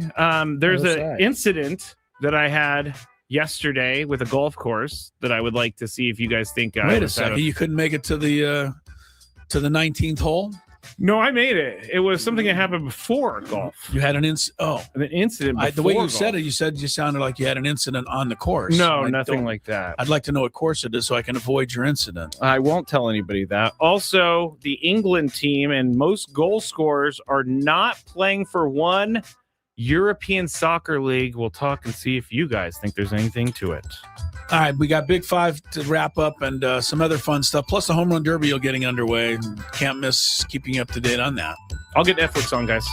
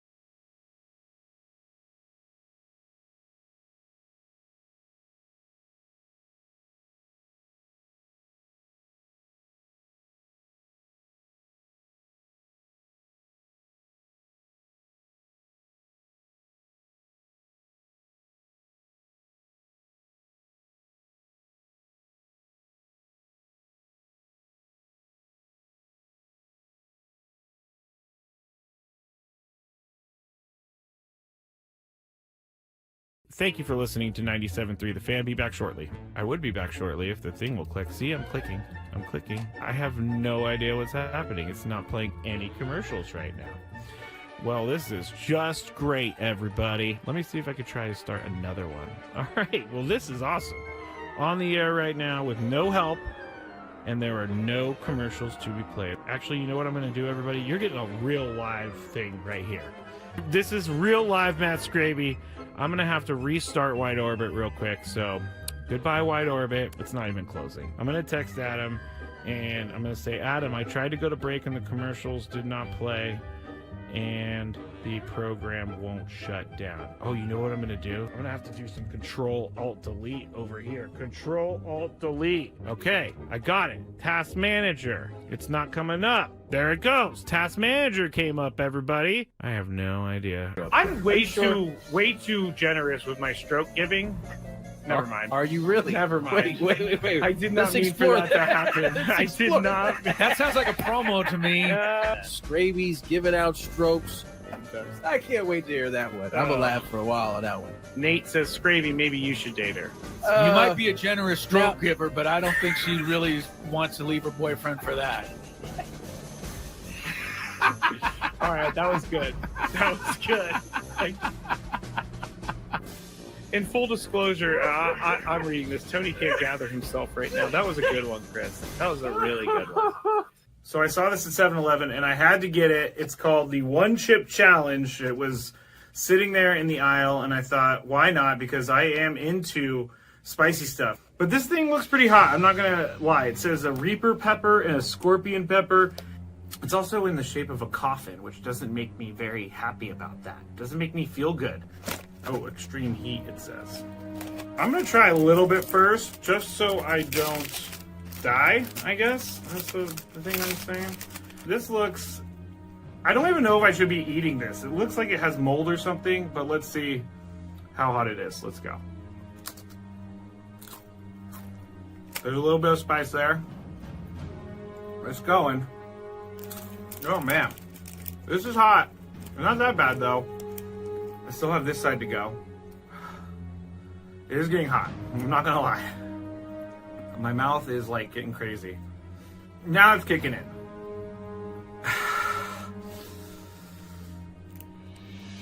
I'm not sure if I'm gonna finish this. Honestly, it's getting serious. I gotta go with the milk. My mouth is dying right now.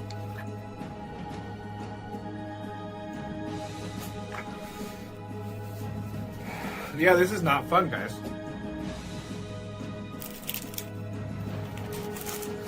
Never gonna do that again because my mouth is on fire.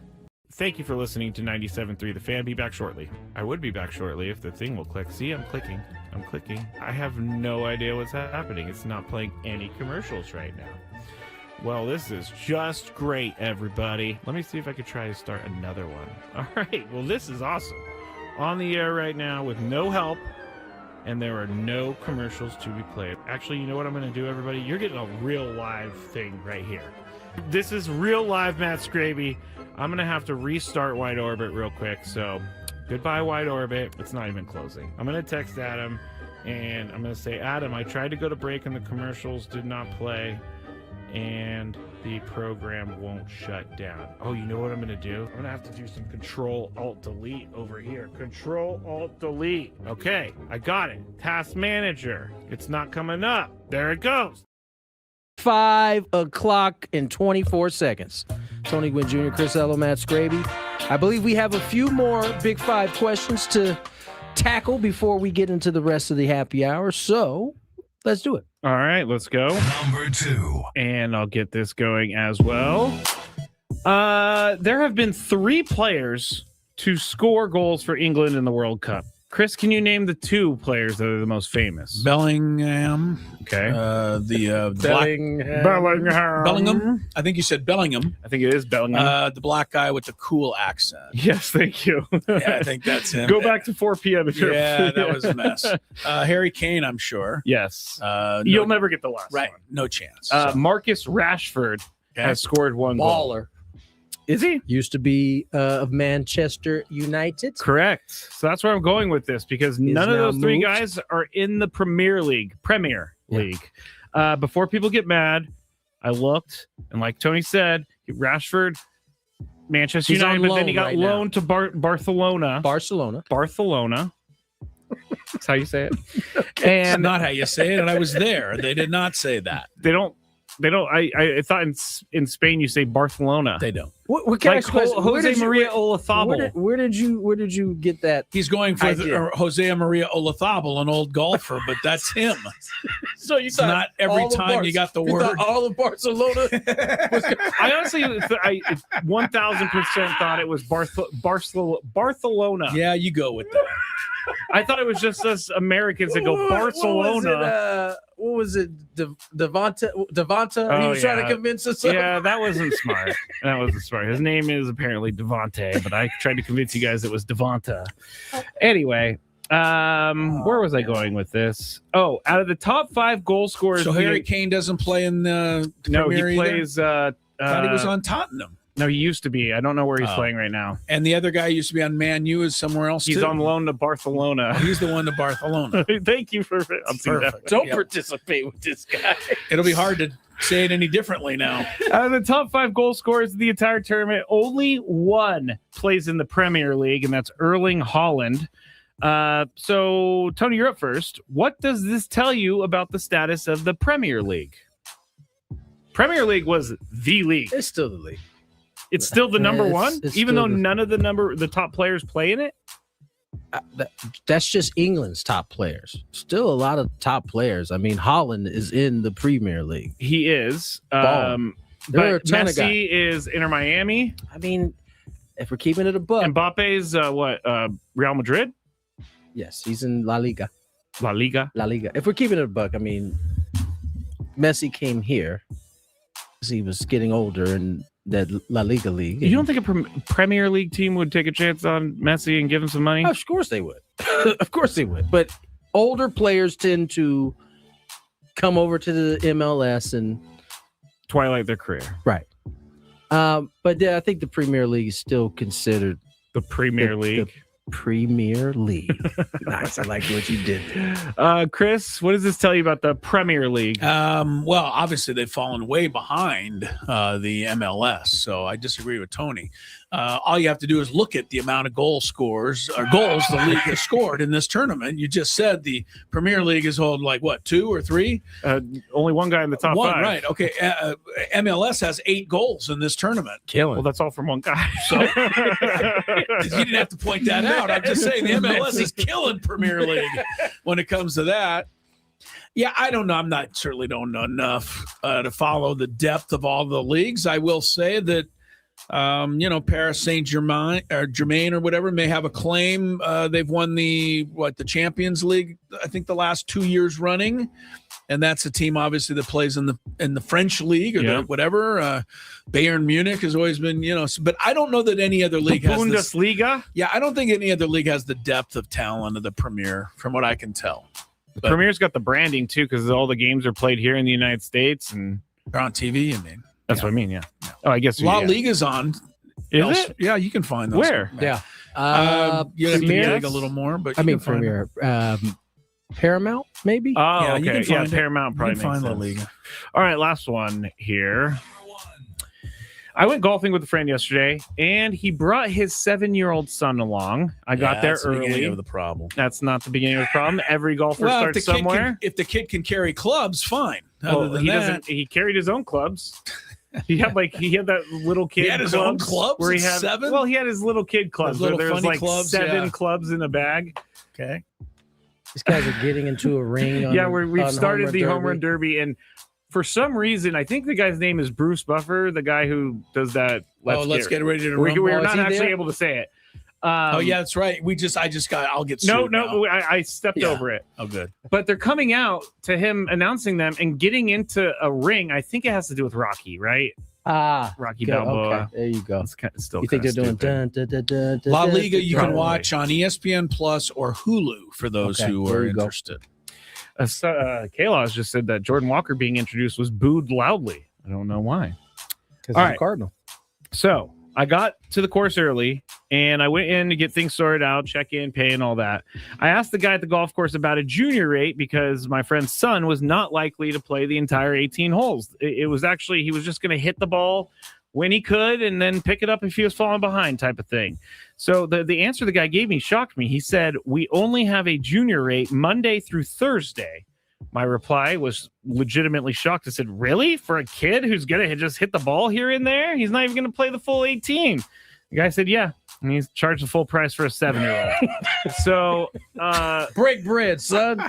Yeah, thankfully it wasn't my child. I didn't pay. I got reimbursed for this. But Chris, do you think that a 7-year-old should have to pay the adult rate on the weekend?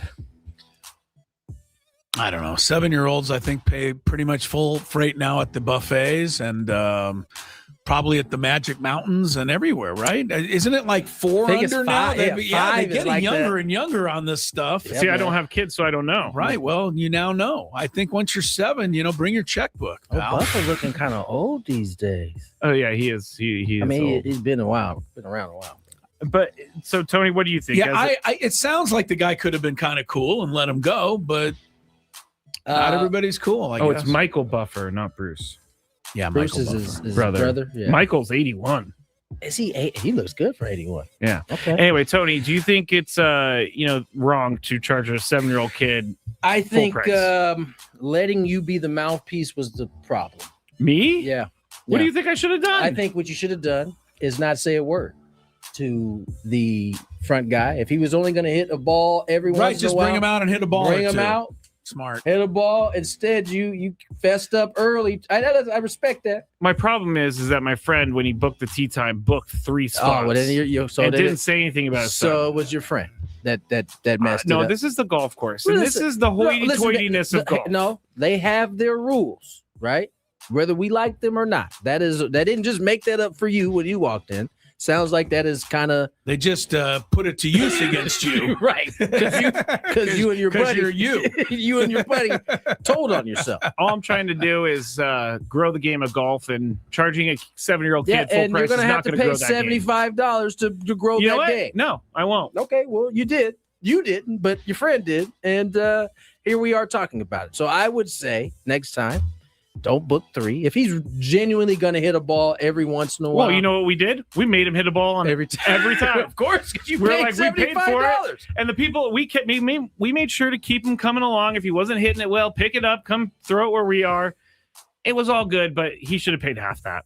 Half. Easy. I think you played yourself. You guys both did. I think the golf don't course put a played tee themselves. time for a 7-year-old. Just what you him on do. out. What you do is what every parent does with their 7-year-old kid. Hey, you're 4. Exactly. That's it. You just tell them. My wife was the queen of that for a long you're 4. time. How old are you? 7. No, you're 4. Oh, he's just he thinks he's 7. Learn it, live it, love it, Skraby. Got to play the game properly. Gotta play the game, buddy. Gotta play the game. Whatever happened to a world where a 7-year-old can play golf? I thought the game of golf was all-encompassing and invited everyone to play. The game of golf is also a kid can play. They weren't saying he couldn't play, were they? They just said you had to pay. Pony up. Break bread, son. If I ever own a golf course, there will be a junior rate. Your golf course is not going to last very long. My golf course is going to be... They will be coming in to take advantage of the mark all day long. You know what I always do on golf courses? I'm like, what are they not? Do they not spend enough money on like watering the grass? If I was a golf course owner, first thing would go probably be watering the grass because it's very expensive from what I understand. Your course would not make it very far. Very expensive from what I understand to water a golf course. All right, that's so it. we got 2 minutes left. I have a question. Yes, not to you guys, to give away tickets. Oh, Skraby told me we have a yes. couple of tickets to give away. So let's, should we do it? We have 2 tickets. Wait a minute. I need to find it. I got to read it properly. I'll read it while you find it. Well, you know that speaking of golf, though, the guy whose tickets we're giving away, one of the great celebrity golfers ever. I is actually this have a guy. story with this. Really? I do. Very surprising when you hear who this is, but we have tickets for you to see the once great, probably aging now, Alice Cooper in concert at the Cal Coast Credit Union Open Air Amphitheater November 17th. Tickets are at Ticketmaster.com. But yeah, I recall Alice Cooper being one of the great celebrity golfers. He is. And so when my grandparents used to live out at PGA West, and they used to have this Pro-Am celebrity golf tournament every year, and Alice Cooper always came and played. And so when I would go out there and watch the tournament, one time Alice Cooper hit a drive into us, and he came over, and all he would do was make fun of himself for how bad he was at golf. And it was hilarious because he topped one in front of us. He was like, now you're going to go tell all your friends you saw Alice Cooper play terrible golf, huh? Yeah, no, he's a good golfer. He's really funny too. Yeah. All right. So, and Alice Cooper, like, I don't know, you guys are a little after my era, but I mean, Alice Cooper was one of the first Ozzy Osbourne type bad boys, right? Oh, I mean, yeah. he was out there and smashing guitars and wearing all the makeup and all that. And people, what's his song? School's Out for Summer. Yeah, it's a good song. It's a good song. School's Out for Summer. That's Alice. That's a good one. Yeah. But he became one of those guys when you, to me anyway, when you saw him from afar, you're like, wow, I don't know. But when you heard him and, got to know, super nice guy. Right. Terrific guy. Just played a great game and was great at marketing himself. Yes, he was. All right. So you can go see him in concert after all that. All you have to do is tell me, because we're talking about the All-Star game tomorrow, who's the only Padre ever to be named All-Star game MVP? Who's the only Padre ever to be named All-Star game MVP? Obviously, that does not include, guys like Garvey, who were All-Star game MVPs, but not with the Padres. All right. So only one Padre has ever won the All-Star game MVP. Do you guys know offhand? Just say yes or no if you know. Do you think you know? Maybe. You might know. We asked the question earlier. I think it might be. You think it's him? It's not him. It's not the guy who hit the home run. Wow. So, yeah, there's one Padre that's won All-Star game MVP. First person credit, 833-288-0973. It's recent, isn't it? I mean, last 60 years. Yeah. Oh, 60 years. Jeez. I mean, the Padres is not that recent. I'm not giving it away, Tony. It's been since they invented the All-Star game MVP. No, I'll tell you, well, somebody will get it, but call in 833-288-0973 and you go see Alice Cooper and your school will be out for the summer. My question about Jackson Merrill. Making plays all over the place this year. Last night, making plays all over the place. And I was trying to figure out online, and it didn't really give me an answer. What makes a platinum glover a platinum glover, and what makes a gold glover a gold glover? I think it's voted on. Ah, okay. I think it's voted on by all of the. I think out of all of them, they all get votes. I think this is how my understanding is. And the winner of that vote, I think it's the fans that get to vote it too, if I'm not mistaken. I'm not sure though. The fans get to choose the platinum glove? Maybe it's not the fans. I know there's a vote for that portion of the platinum glove. Do we think that Jackson Merrill is on pace for at least a gold glove this year? That's so hard to say because you don't know. We see Jackson every day. I haven't seen, Michael Everybody Harris else every day.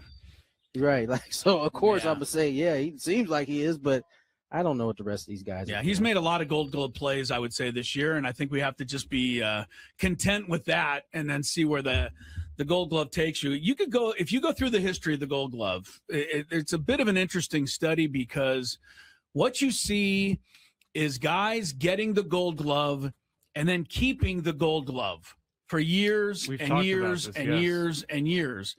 Doesn't mean that they don't deserve it necessarily, but it's a very hard thing to actually determine, I feel. And I think there's a lot that goes to having already won it.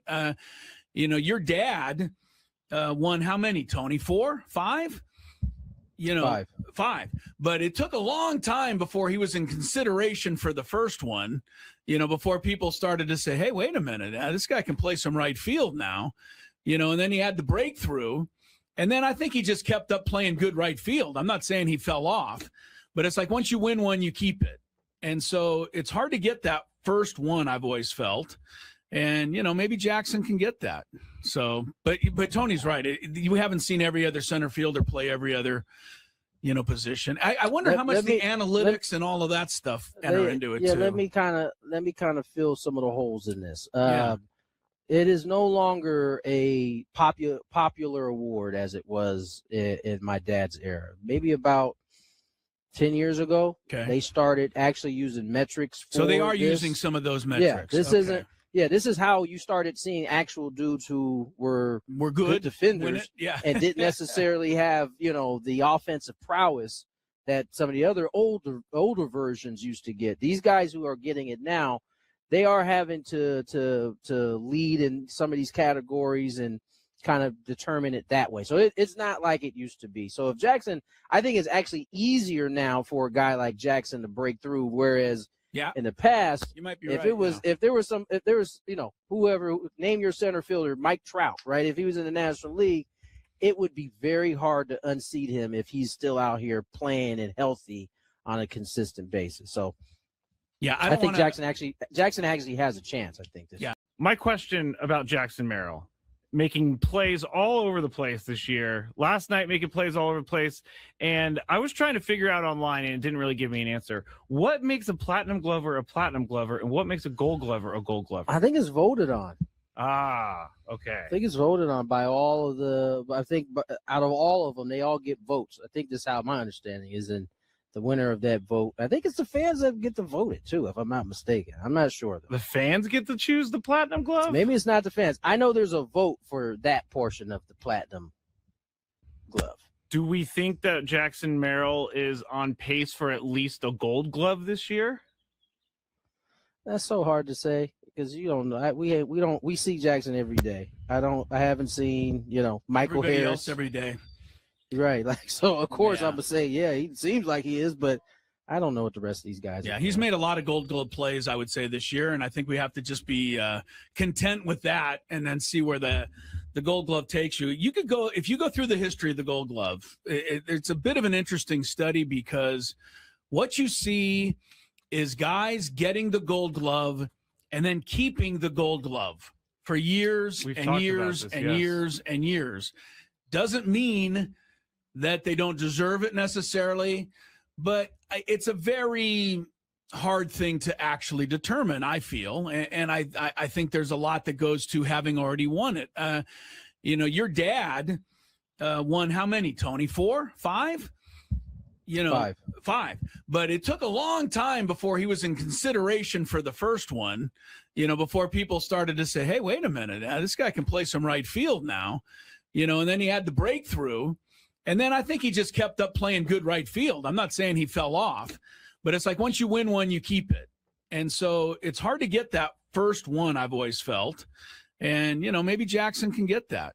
So, but Tony's right. You haven't seen every other center fielder play every other, position. I wonder how much the analytics and all of that stuff enter into it too. Yeah, let me kind of fill some of the holes in this. It is no longer a popular award as it was in my dad's era. Maybe about 10 years ago, they started actually using metrics. So they are using some of those metrics. This is how you started seeing actual dudes who were good defenders, and didn't necessarily have, the offensive prowess that some of the other older versions used to get. These guys who are getting it now, they are having to lead in some of these categories and kind of determine it that way. So it's not like it used to be. So if Jackson, I think it's actually easier now for a guy like Jackson to break through, whereas in the past, you might be if right, if there was whoever, name your center fielder, Mike Trout, right? If he was in the National League, it would be very hard to unseat him if he's still out here playing and healthy on a consistent basis. So I think Jackson actually has a chance, I think. My question about Jackson Merrill, making plays all over the place this year. Last night, making plays all over the place. And I was trying to figure out online, and it didn't really give me an answer. What makes a platinum glover a platinum glover, and what makes a gold glover a gold glover? I think it's voted on. Okay. I think it's voted on by all of out of all of them, they all get winner. Oh, no.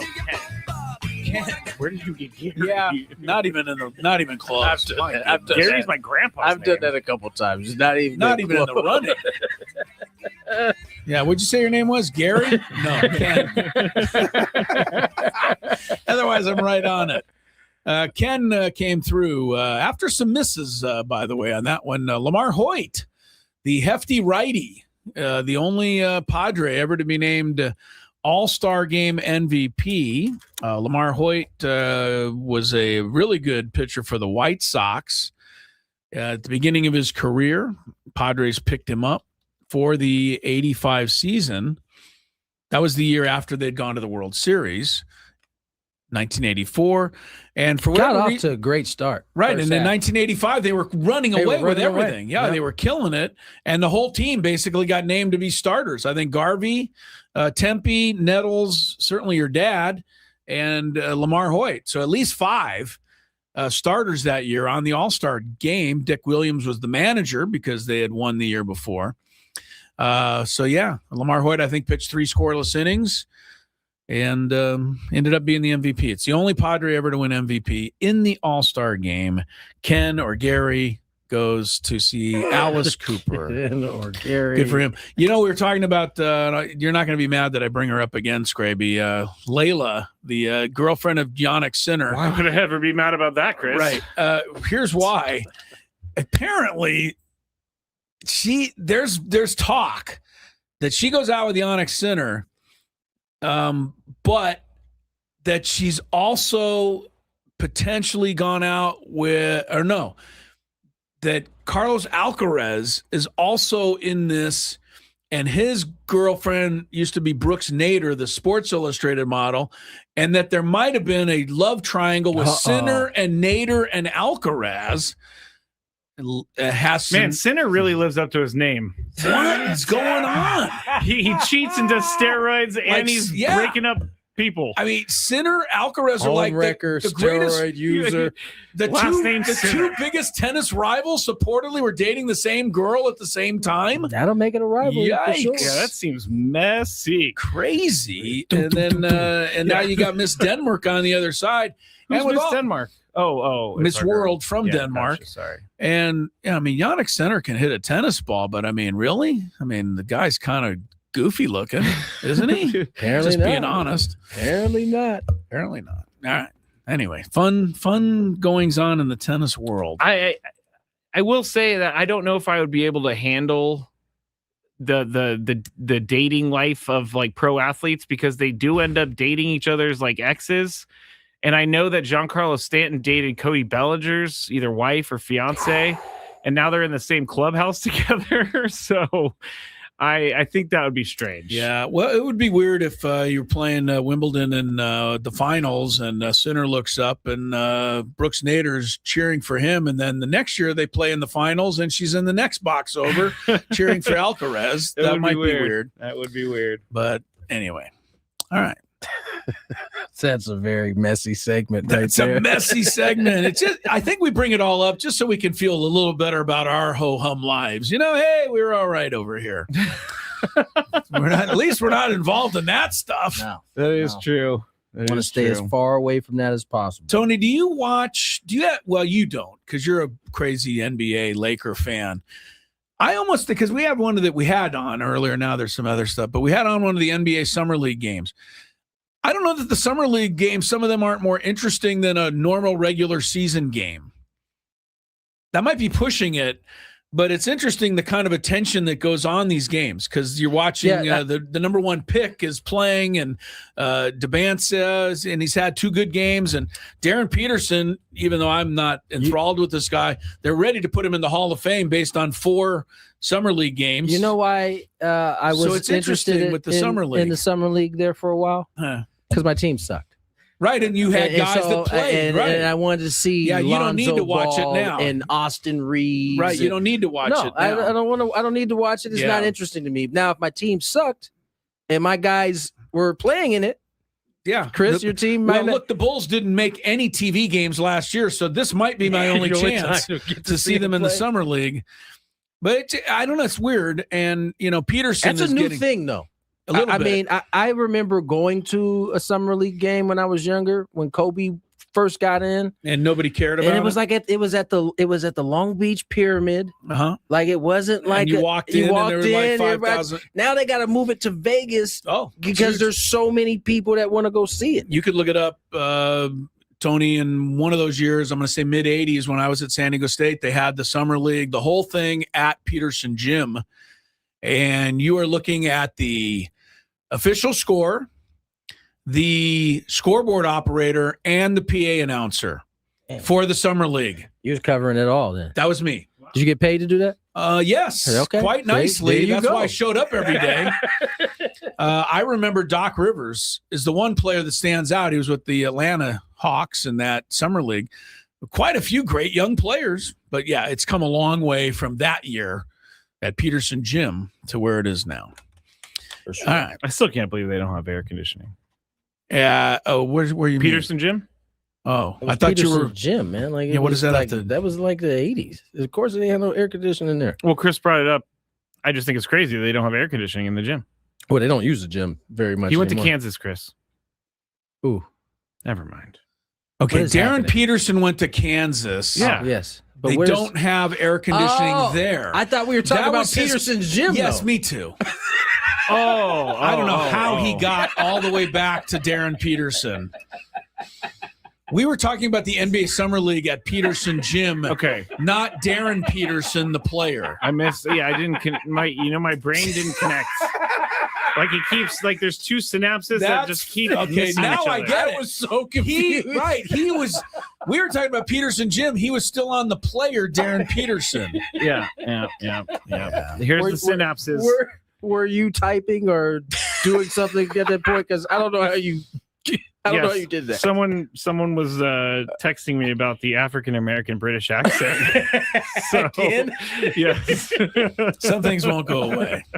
They said it was one of the funniest The things that happened. Wow. That was a good one. It was a good one. And Gonzo says he bleeping loves you so much, Chris. Thanks, Gonzo. That's funny. That's funny. He says. All right, what do you guys think? Did you look at this? If you didn't look at it, it'll be fun. If you did, just say so. But ESPN.com lists its top 10 quarterbacks in the NFL right now. Did I you think see I it? saw this. Yes. Okay. Can someone tell me? Because I'd like to try to guess it. Because I think it'd be interesting. I haven't seen it. So maybe I'll try to guess it. I know 4 and 5 for sure. You just know 4 and 5. Skraby, did you see it? I did not. So I think it'd be fun because there's maybe a little bit more than 10, but there's not many more than 10 great NFL quarterbacks. So I wonder who made the list. We might talk about that and whatever else. We will What else you finish got? up the show quickly with our AL predictions. Oh, we got from our before the AL air, yeah. thing. All right, so never mind. Let No, me do no, we can do that. We have plenty of Do time. we have time for both? We have time for both. Or so you say. That's true. The We'll way see. things are going today. We'll see. Ben and Woods.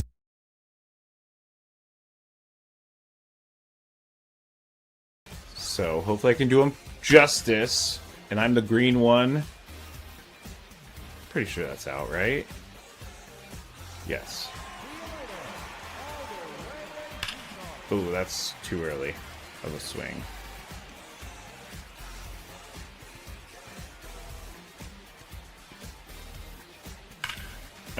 What am I doing?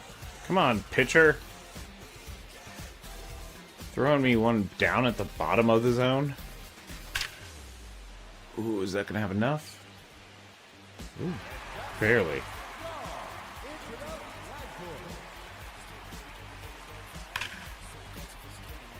I am really early to all of this. There we go. Figuring it out a little bit.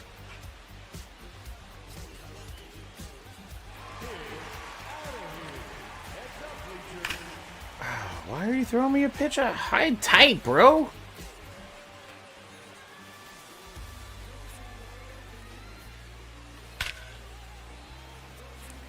Alright. I have no problem using the right field wall.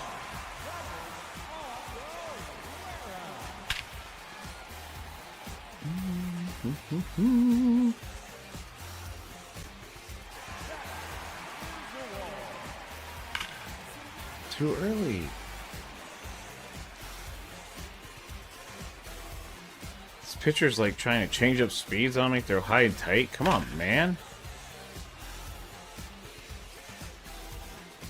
For whatever reason, I cannot wait for the pitch to get to me. But I'm hitting home runs, so who cares? Arrgh. Not great. I need to... I think only the top 4 move through.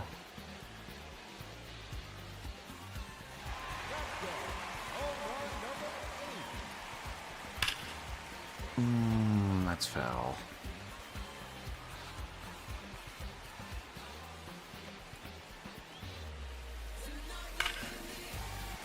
That one's gone. But what's the score? Oh, I need some home runs. That is for sure. That one's gone. Probably need like 14. Go! Go! It's gone.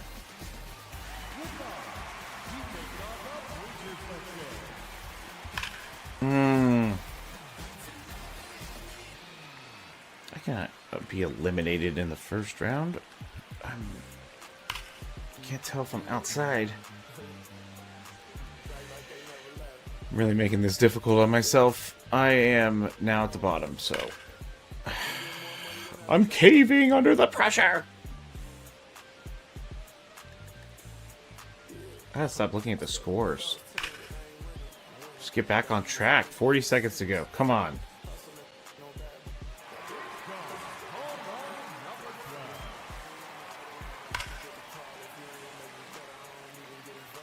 A couple people did not hit a home run, so that's good. What are you doing throwing me a pitch that low?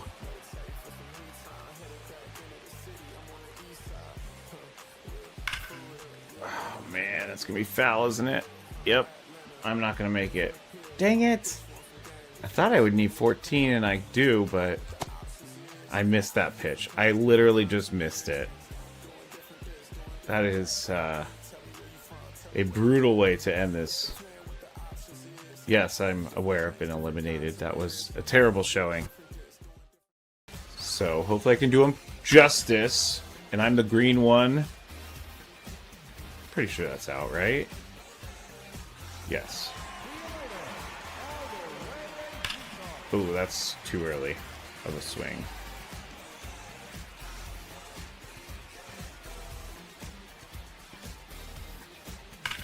Ugh, what am I doing? Come on, pitcher.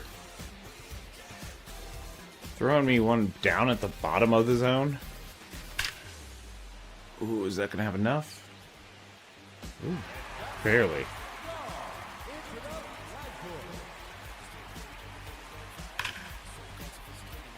I am really early to all of this. There we go. Figuring it out a little bit.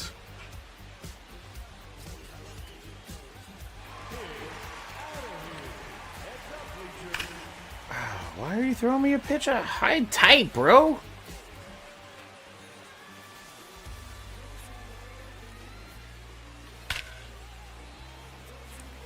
Alright. I have no problem using the right field wall.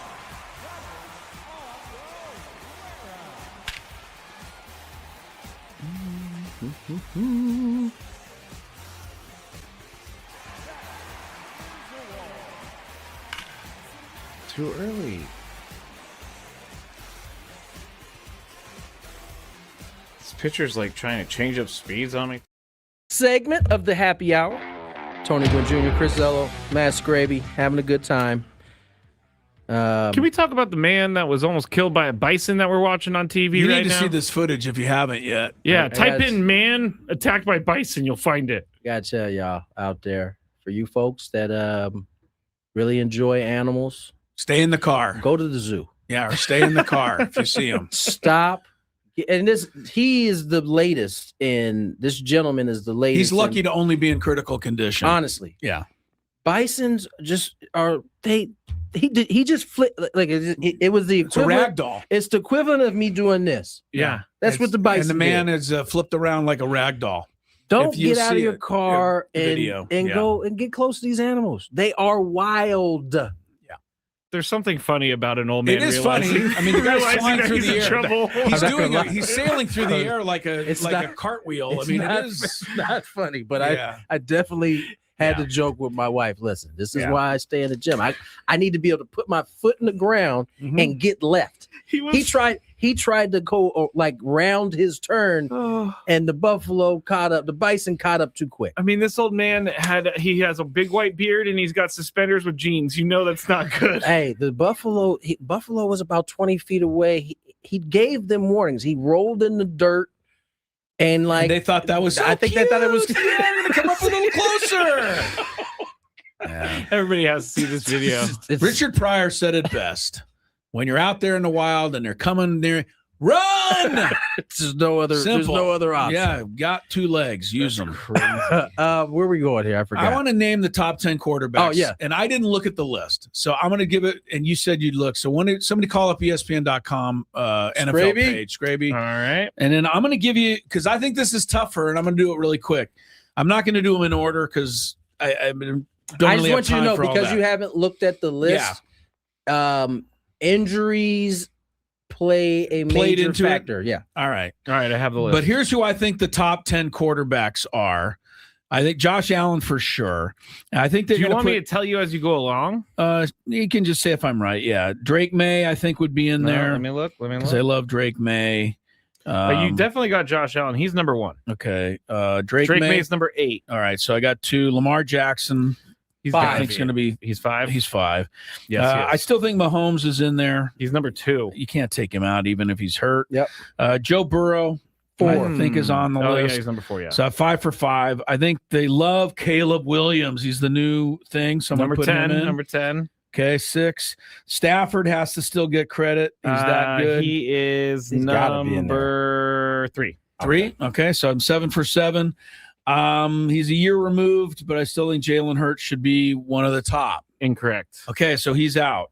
All right, so I got 7 for 7. You know he's out the way they've been talking about that dude. Jalen Hurts is out.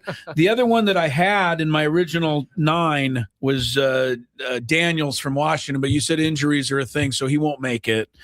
So that means I need 3 more, and I need them from Sam Darnold, Dak Prescott, Baker Mayfield, Knicks, Trevor Lawrence, and your guy, Purdy. So it's 3 of those are the other 3. It's in that list. Okay. Is that correct? I'm saying I think it is. No. No, there's one that I haven't even mentioned that's on their top 10. Say those again. Okay, here are the 3. He wasn't. No, I'm listening. I said a lot of them. Yeah. I said Sam Darnold, Dak. He's not. No, I'm not guessing. I'm saying it's among them. Darnold, Dak, Prescott, Baker Mayfield, Lance Nix, or whatever, Bo Nix, Trevor Lawrence, Purdy. Okay.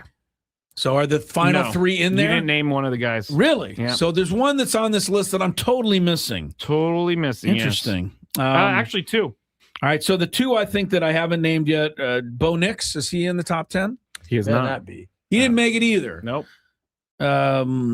Dak Prescott? He is in the top 10. So He's that's number 6. All right. So you have 2 guys. And so that means that Purdy's not in, nor is the Super Bowl winner, Darnold. Correct. Trevor Lawrence, no, as correct. well. He's not in there. Oh, I know. Did they put the guy from Houston in? Stroud? No, he's not. No, he's definitely Wow. not in All there. right. So give me the other 2. I'm completely lost. I'm surprised you didn't get Justin Herbert, your favorite guy. Yeah. That's why. I think I had a mental block And there. then Jared Goff, number 9. Fair enough. I went pretty quick through it, so it's understandable. But so when you do this list, though, there's really like 16 guys, 17 guys that are in the running, though, which is a reminder that the other 14 or 15 suck. In the NFL, they're just they're right. They're not good. You know, Daniel Jones even got a mention on this list. The funny thing was this was a debate on, I think it was the NFL Live, and it was which Hasselbeck is it? That is Matt. Yeah. No, is it Matt? Yeah, he's the one on there. No, it's his brother. Tim? Tim was on there, and I asked him which one did he say was too high, and he said Burrow was too high. Too high. Yes, because shouldn't be number 4. He shouldn't be number 4 because I think the top 5 guys they've all thrown over. I think it was 4,000 or 3,000, one of those numbers, and he's only done it once. And he hasn't played a ton of football because he's been hurt so often. But I'm going to say that Dak Prescott and Justin Herbert are too high because they've had no success beyond regular season numbers. That's fair. Caleb, I get because he's on the rise, but yeah, you can make a pretty good argument. I would put Jaden Daniels when he's healthy. He looks like he belongs on this list, but it's hard to put him in after last year. He only played like 5 games. Can we get your boy some help, man? I think he's Brandon Ayuk. Yeah, I think people have tried to give this guy help, and I don't think he wants it. It's not a good sign, man. I mean, I think it's mental health issues. Yes, just based on how he is going about. I do not want to see him wandering around the streets of San Francisco in his underwear. I mean, in the middle of the night, and you're looking at me. But there was a guy, some rapper who that happened to. I'm not looking 6 months ago, and they ended up getting the guy some help, and he's now great. Yeah, the guy, whoever it was, I forget who it was. It was a pretty well-known rapper. Yeah. Oh, you know who it was? It was because I know he was on TMZ and everyone was worried about him, and now they interviewed him a little while ago, and he said, "Yeah, he had like a mental breakdown." Yeah, I think it but was. he's doing fine what's now. His name? But yeah, so I'm just watching Brandon operate, and it sounds like there are people who know him. Cuddy? No. Oh, there's a lot of. I typed in rapper with a mental health breakdown, and I got a bunch of responses. Well, anyway, I think watching Brandon Ayuk operate in this situation. Lil Nas X. Lil Nas X. That's yeah. what I couldn't. It's hard for me not to think that this is mental health. I mean, he's been talking about going to the Commanders. Yeah. And then all of a sudden, just started going at the Commanders quarterback and Jaden Daniels.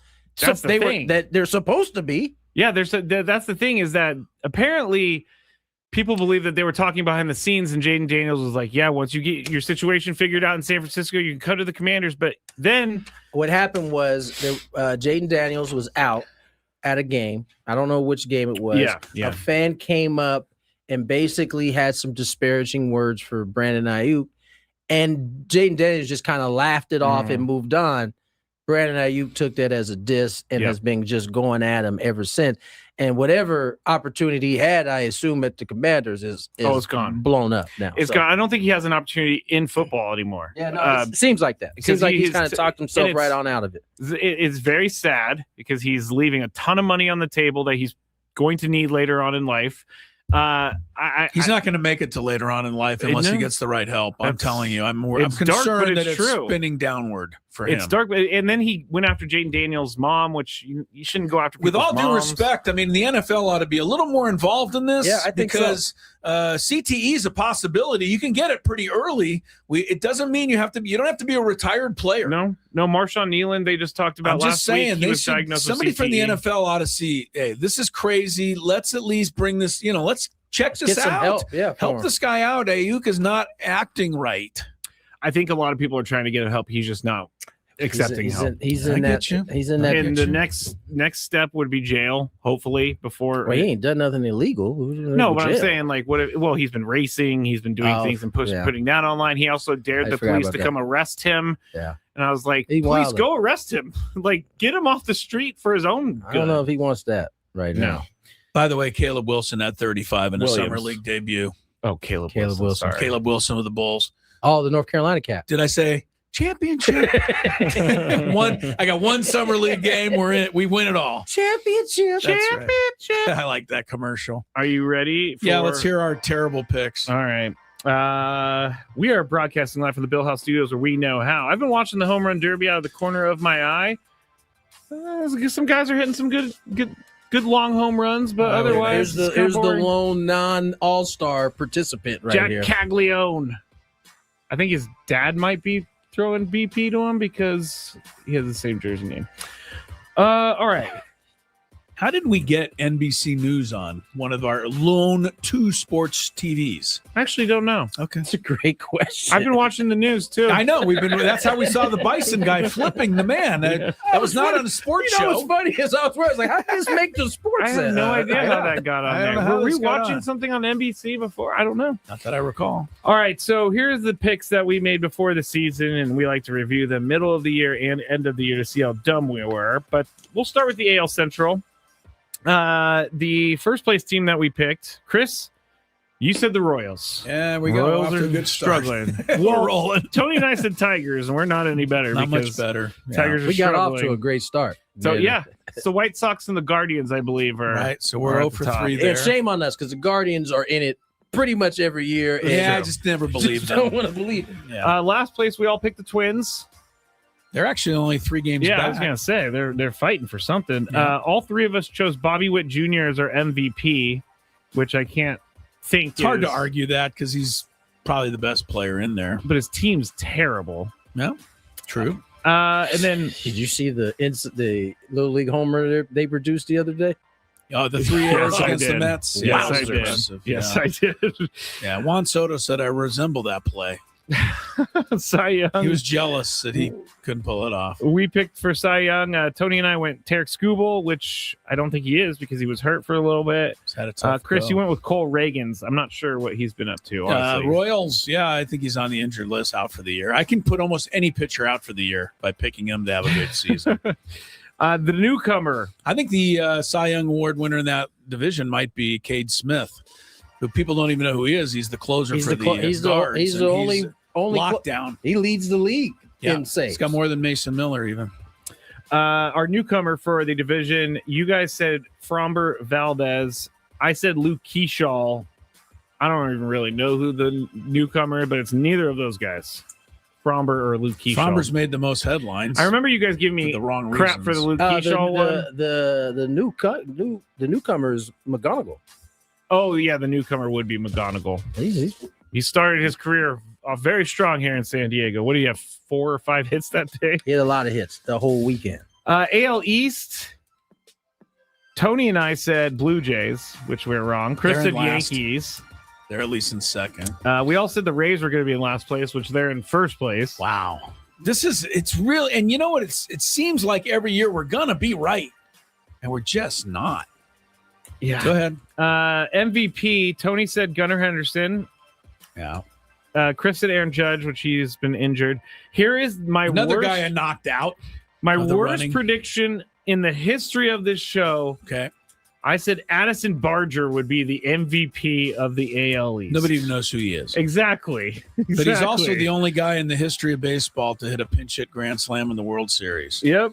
Did it last year for the Blue Jays. The MVP of that division right now, without question, is somebody would have never picked, Ben Rice. Yeah. Although Junior Caminero could. make Junior a case Caminero for might it. be the MVP. I don't know. They're close. Cy Young, Tony went with Crochet. He's been hurt. Chris went with Dylan Cease, which is going to look Yay! good. might I went get with something Cam there. Schlittler. Yeah, he's the one. Good. You got one. We got Dylan one right. Cease and Cam Schlittler are the guys. Yeah, we got one right. Tony said best newcomer in the division, Dylan Cease, which is correct. Chris said Pete Alonso. Haven't even really heard about Pete Alonso He's in his recently. homers. He's done a few. Yeah, he's had a moment or two, but I also hasn't said made a big difference for them. Ranger Suarez has not been amazing for the Red Ranger, he had a moment, a couple good games, but hasn't been himself. Okay. Sox. AL West, Tony said the Rangers. Chris and I said the Mariners. Yeah, they're in a 1-2 fight. Yeah. So that's closer than what we did in the other divisions. All of us knew last place team would be the Angels. Yeah. No questions I asked. want to say that in my own personal predictions, I picked the Athletics to even finish ahead of the Astros. That was happening for a while. It was. But the Athletics have faded off here. They had, I think they lost last week. Like at some point they lost 9 games in a row. Didn't Terrible. help. MVP, Tony said Yordan Alvarez. I think that's the guy. Pretty sure he's got it. locked. Chris said Wyatt Langford. Hey, he hit a home run against the Padres. but And I that's about said it. Julio Rodriguez, which Julio was. I don't know if he'll ever recapture his rookie year. You know who could be the MVP of the AL Central? Did I just see McGonigal? Did he make the All-Star team? McGonigal? I think he did. Wow, rookie season. Go ahead, son. How about Byron? How about Byron Buxton for AL Central MVP? Yeah, he's done a balling. good year. 25 homers. He's an all-star. He got hurt, yeah. 3,904 OPS. Real quick, there was a conversation about Byron Buxton being on the table for the Twins. They said he's not. He Would said you- he's not. Oh, he's okay. He's a 10-year guy, so he So he has to waive oh, so that. He has to approve. So No, if the so if he Padres, says no, that's a no. So no, would you just not Yes. consider bringing him in because of the injuries? no. I would consider bringing him in. I think you would In the probably same waive way it. I'd consider bringing in Mike Trout. He got a gang of injuries too. Okay, fair enough. Mike Trout's leading off the All-Star game tomorrow, so I really want want to. I don't know if you guys saw the kind of benches clearing incident between the Royals and the Orioles. Did you guys see that? Yes, Blaze Alexander. I don't watch the American League. I don't either, but I saw this. I want to kind of give you some back and forth between Sasquatch and Blaze. Okay, 1 second. Cy Young, Tony said Brian Wu. Chris and I said Hunter Brown. I'm not sure who the Cy Young is. Where did Hunter Brown go? Another guy that I just injured. So all three of the pitchers I picked for awards are injured and out for the the year. Newcomer, Tony said Brendan Donovan. I think he's been hurt. Chris. For the Mariners. He was doing well, but he was. in. Tatsuya Imai. He's been hurt. Oh my God, the Astros pitcher? Yep. Oh my God, they were ready to ship him back to Japan. Well, no, he wasn't really like adjusting well and had to go on the IL and all that stuff. That was a bad pick. And then I said Brandon Nimmo for the newcomer. He's done okay. Yeah. You know, it's a good newcomer that we didn't give a lot of love, or nobody did. He got no respect by anybody coming into this season, and he hurt the Padres this weekend. Okamoto. Oh, yeah. We all should apologize because we've talked about every Japanese player, and he was the one that everybody said he'll never work at third base. He's done great for them. I think it's the same Everyone thing else has about done the terrible. other cat in White Sox, too. He was another one. Murakami. He's going to swing and miss too much. Right. Yeah. Swinging and missing right up to an all-star. Yeah. All right, go into what happened between Blaze and the Pasquatch. Okay, so I don't know if you guys saw Blaze Alexander, who's having a good year for Orioles, kind of in a utility role, got hit. Bench is cleared. He ended up having a broken hand, so he's going to miss some time. Vinny Pasquantino had this to say. According to Jake Real, I assume he covers the team. He said, "We had some up and in pitches the other day. To be honest, that's a guy who's hitting over 300 and is feeling good about himself. That feels the need when he gets hit that he can say something.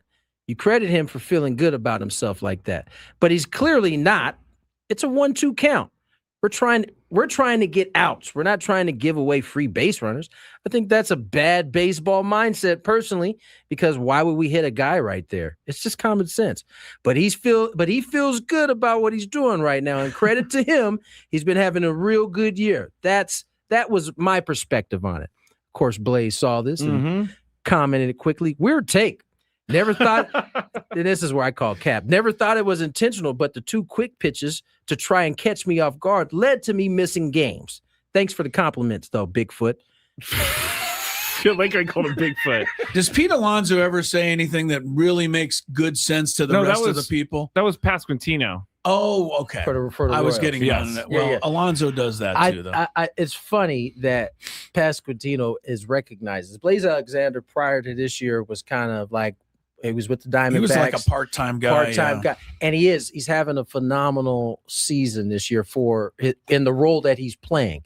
And it's funny because oftentimes I've been in his shoes before. You having a good season, you finally get there, and now you get good about hurt. yourself. Yeah, and so for him to say that he didn't think it was intentional, he may not have thought it was intentional, but he certainly was chirping at the pitcher as if he thought it was intentional. Yeah. Just give you some perspective of what the players on the field felt like as that kind of broke out. Let's get into that part of the year. Hey, what's going on with the 49ers limited partner buying the Seahawks? Can we talk about that? Does Tomorrow. that mean he is no longer a limited partner? Okay, Yeah, that seems like a conflict of interest. No. He had to sell his stake in the team. And oh, really? Boy, the NFL has some really tight rules. We're not going to allow you to own both teams. I mean, I think it makes sense. I figured he was a 49er guy, bought the Seahawks just to mess them up so the 49ers could do better. That would be Murakami has these Jordans on that are. Tony's looking at the shoes. Now I got to look at the shoes. Oh, my Lord. I ain't seen those ones before. All right. I'm working on a good fantabulous game show since you guys are both here. Back at it again tomorrow. You get that Fantabulous Sports game show. Another 4 hours. Have a good night.